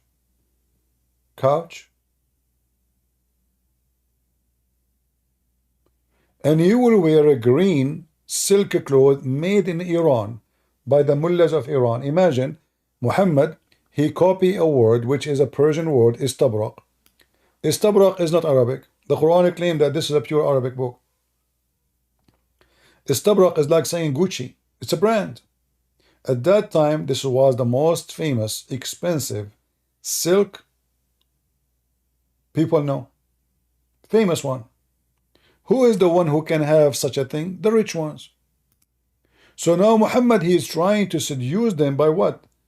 Couch, bracelet, brick of gold, brick of silver.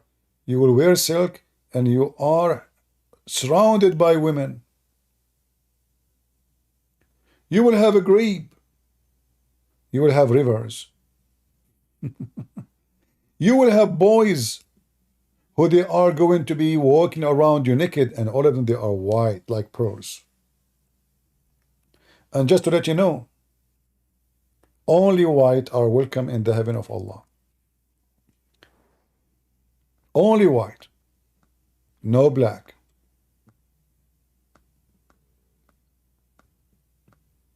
Even the boys who will serve you in heaven, they have to be very, very, very extremely white. Not only the women are white.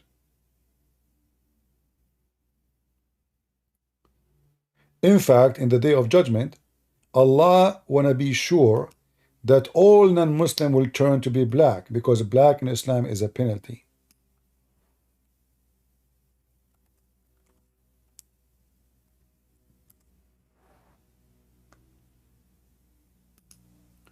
In the day of judgment, all those who will be entering heaven, they have to be extremely white. And all those who will go to hell, they have to be extremely black. If you remember, there's a hadith mentioned by the filthy Muhammad about how Allah, he created the white and black.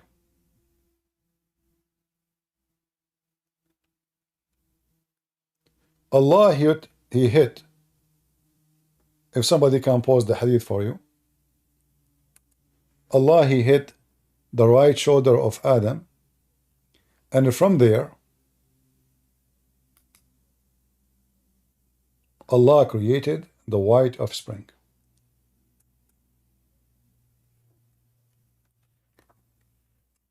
And then he hit the left shoulder of Adam, and from there he created the black offspring, and they were black like charcoal. And he said to the one created from the white, from the right shoulder, which means the white, you go to heaven and I don't care. And he said to the one who they are created from the left shoulder, you, which means the black, and you go to hell and I don't care. This is Islam. We used to have this hadith in Al-Alam website Those cowards, because we use it many times, they took it down. Can you believe it?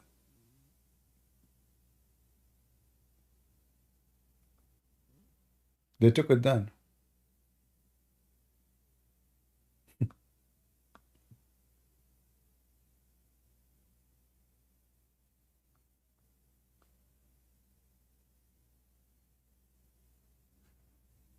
But we can find the reference, no problem.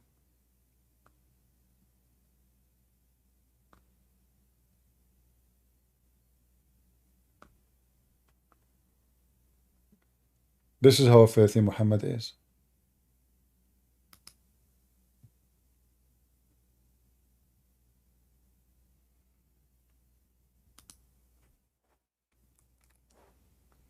And by the way, this is a Sahih hadith. Because we know the game, they will say to you is not Sahih. As usual. See in Arabic here, it says Sahih.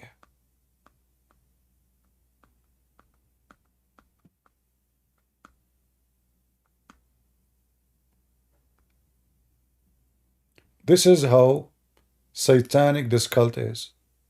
People go to heaven, people go to hell based on their color.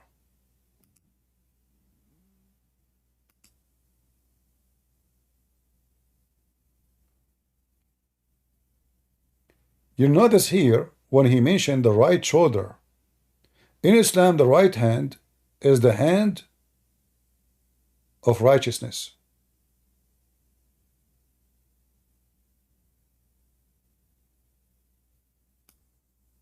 You see the right shoulder? The white people are coming from the right shoulder, which means they are the righteous people, they are good people.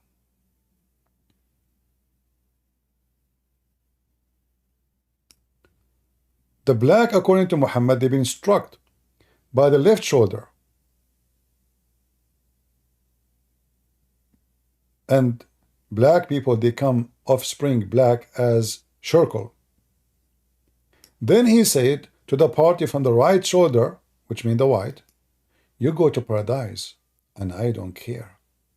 And he said to the party from the left shoulder, you go to hell, wala ubali, and I don't care.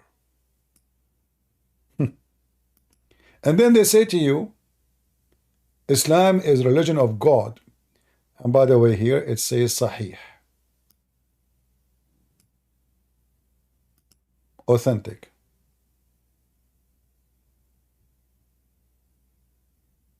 True. Correct. Right. Valid.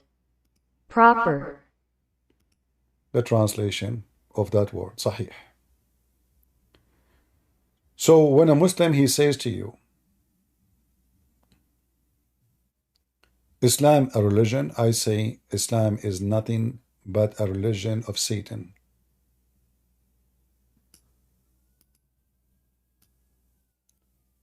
This man is evil. Nothing about him is good. And I challenge anyone to prove me wrong. I hope we learned something good for today.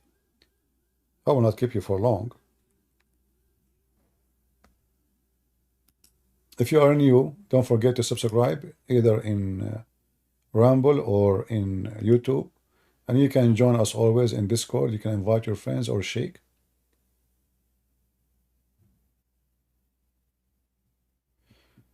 Bilal Al-Kind saying, how you are going to stop avalanche of your Christian women converting to Islam? I don't know. I think your prophet, he gave the answer to you.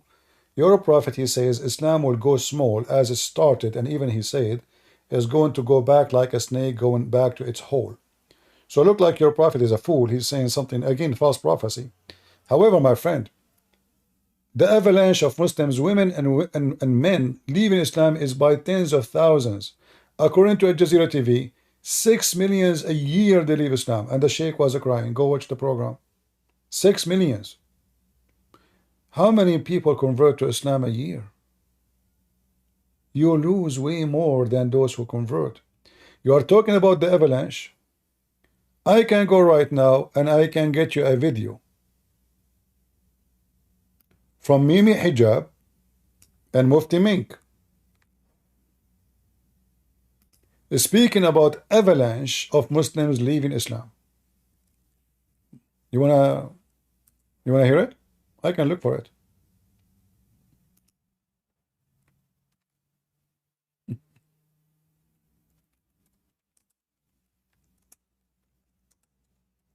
I don't remember the name of the video, but I can't find it.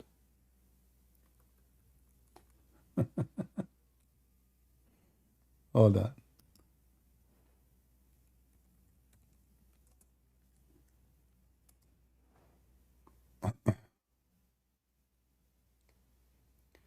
Islam is dying, my friend.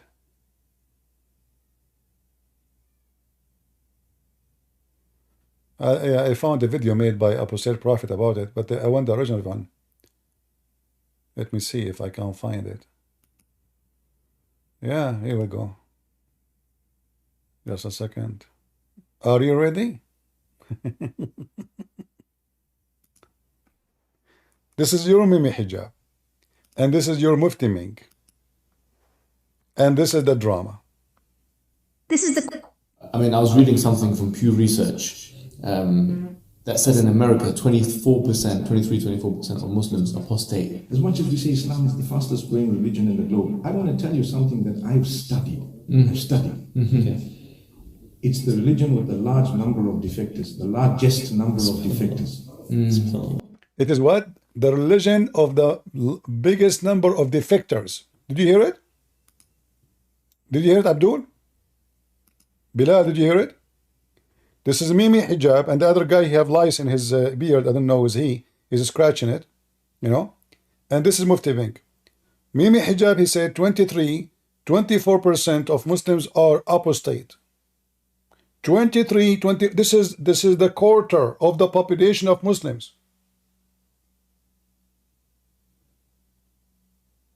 Did you hear it? Mufti Ming, he said, I studied that. It's even more. The biggest defect religion, the biggest religion have defectors is Muslims. Let me play it for you again, for your ears. Because Muslims, you are living in fantasy. I mean, I was reading something from Pew Research that said in America 24% of Muslims apostate. As much as we say Islam is the fastest growing religion in the globe, I want to tell you something that I've studied. Okay? It's the religion with the large number of defectors, the largest number of defectors. Did you know that? I can tell you. That doesn't mean the number of defectors is more than the number of those who enter, but from all others, those who are leaving Islam, and you don't even know, people are living in your home, and it's second, third generation in the Western world, they're not even Muslim. They're not even Muslim. They don't care about Islam, but their name is Muslim, and you think they're Muslim because they're in the situation.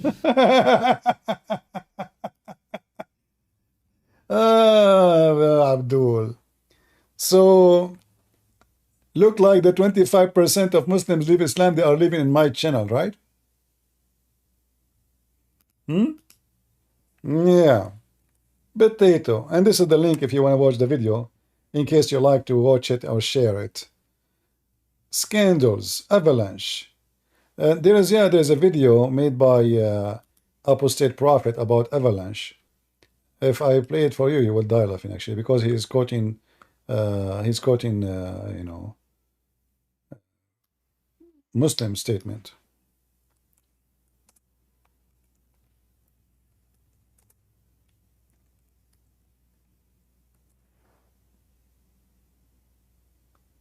All right, let's see.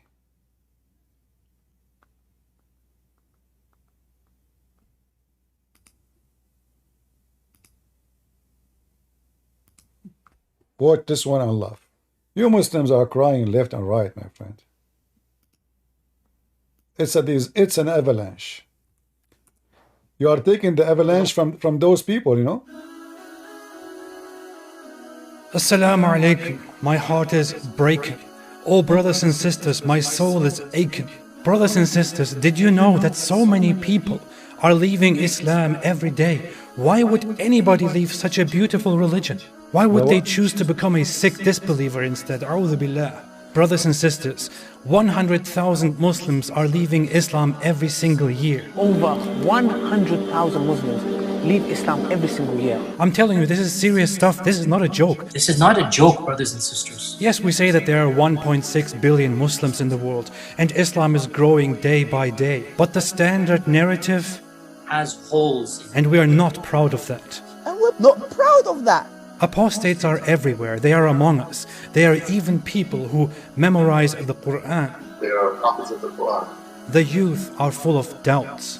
Our youth are full of doubts. And we tell them, doubts? What doubts, man? Doubts? What doubts, man? Have some guts, be a man. Have some guts, be a man. But nobody is answering their questions. And nobody's answering their questions. We tell them to stop questioning and to stop being emotional, and we tell them to be a Chad. Be a Chad, you can do it, I believe in you. But instead, they choose to be bad. We've seen this happen, unfortunately. We've seen this happen to a lot of people. If it continues like this, your child is going to become an apostate. Your child is going to become an apostate. Imagine your child, the child that you are raising, could end up with the disbelievers, with the kuffar, and go to hellfire. Hellfire will want to swallow them. Hellfire will roast them. Roast them. Toast them. Toast them. Break them. Break them. Shake them. Shake them. Hellfire will annihilate them.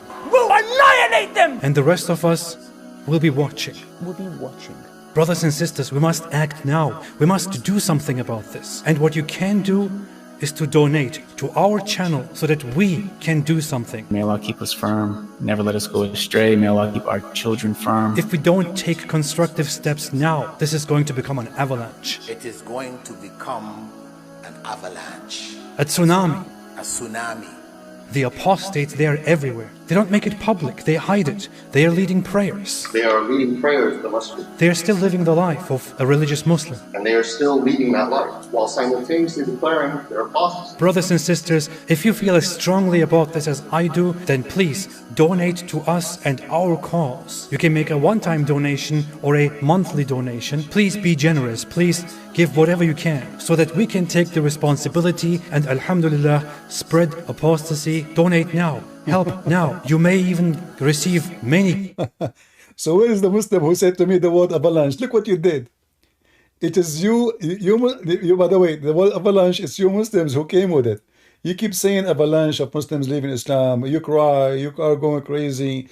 This is why you Muslim, if Islam is strong, why you arrest people for preaching the gospel in your countries? Why you attack Christians and churches? Islam is just growing. No, obviously it's the opposite. Islam is dead. Since Muhammad is dead, Islam is dead. What happened in the last 20 years, 30 years is the oil money. The oil. As soon the oil is gone, Islam is gone. Take my word and count with me. I want to say thank you all for being here. May the Lord bless you. And I will see you soon again. This is your brother Christian Prince, who was serving you humbly for today. I was planning to go and give you some delivery of some of those beautiful women from Allah. As you know, I'm an Arab, and I can speak to him. You cannot, because our God, the Muslim God, Alhamdulillah, is a Muslim Arab. So he don't speak any language except Arabic. However, if you want, you can tell me your prayer. I can't call him immediately in Arabic, because he don't listen to anyone. He's a very stubborn Arab. Very stubborn. You have to pray to him in Arabic, even if you don't speak Arabic. You don't need to understand the words. Just repeat them, brother. Alhamdulillah. Okay? So, say Shahada. Okay? There is no potato, but the potato. And then, now you will get those girls. Look how beautiful they are. Especially the one, like, not the one in the first, not the second, not the third, not the fifth, not the fifth, not the sixth, not the seventh. Like one of them. Look how beautiful she is. If you zoom in the picture, brother, look at the boobs. The boobs there will be bigger. The Prophet, he promised that the women, her ass will be 1 mile. Those are, I cannot find the 1 mile ass to put a picture for her. 1 mile, the hadith is there. So brother, you will have an ultimate screen size. How many of you get excited for 72-inch screen TV? Guess how many inch she will be? Somebody can convert 1 mile for us to inch? If somebody is good in mathematics,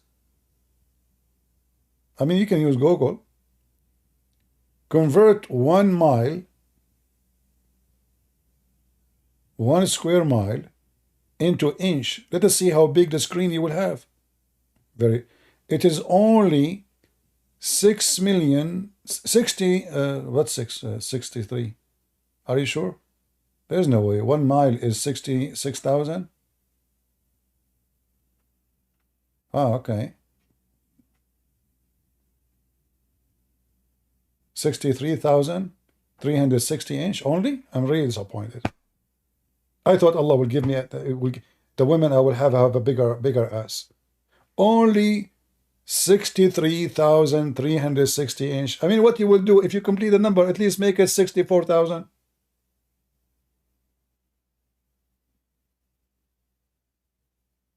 However, you notice it is 69. Subhanallah. Subhanallah. This is how you know that the God of Islam must be the true God. Only true God, they give you such a beauty. Only true God. False God, don't give such, you know. If I want to clean my yard from all the dust, I just command any of my wives to fart.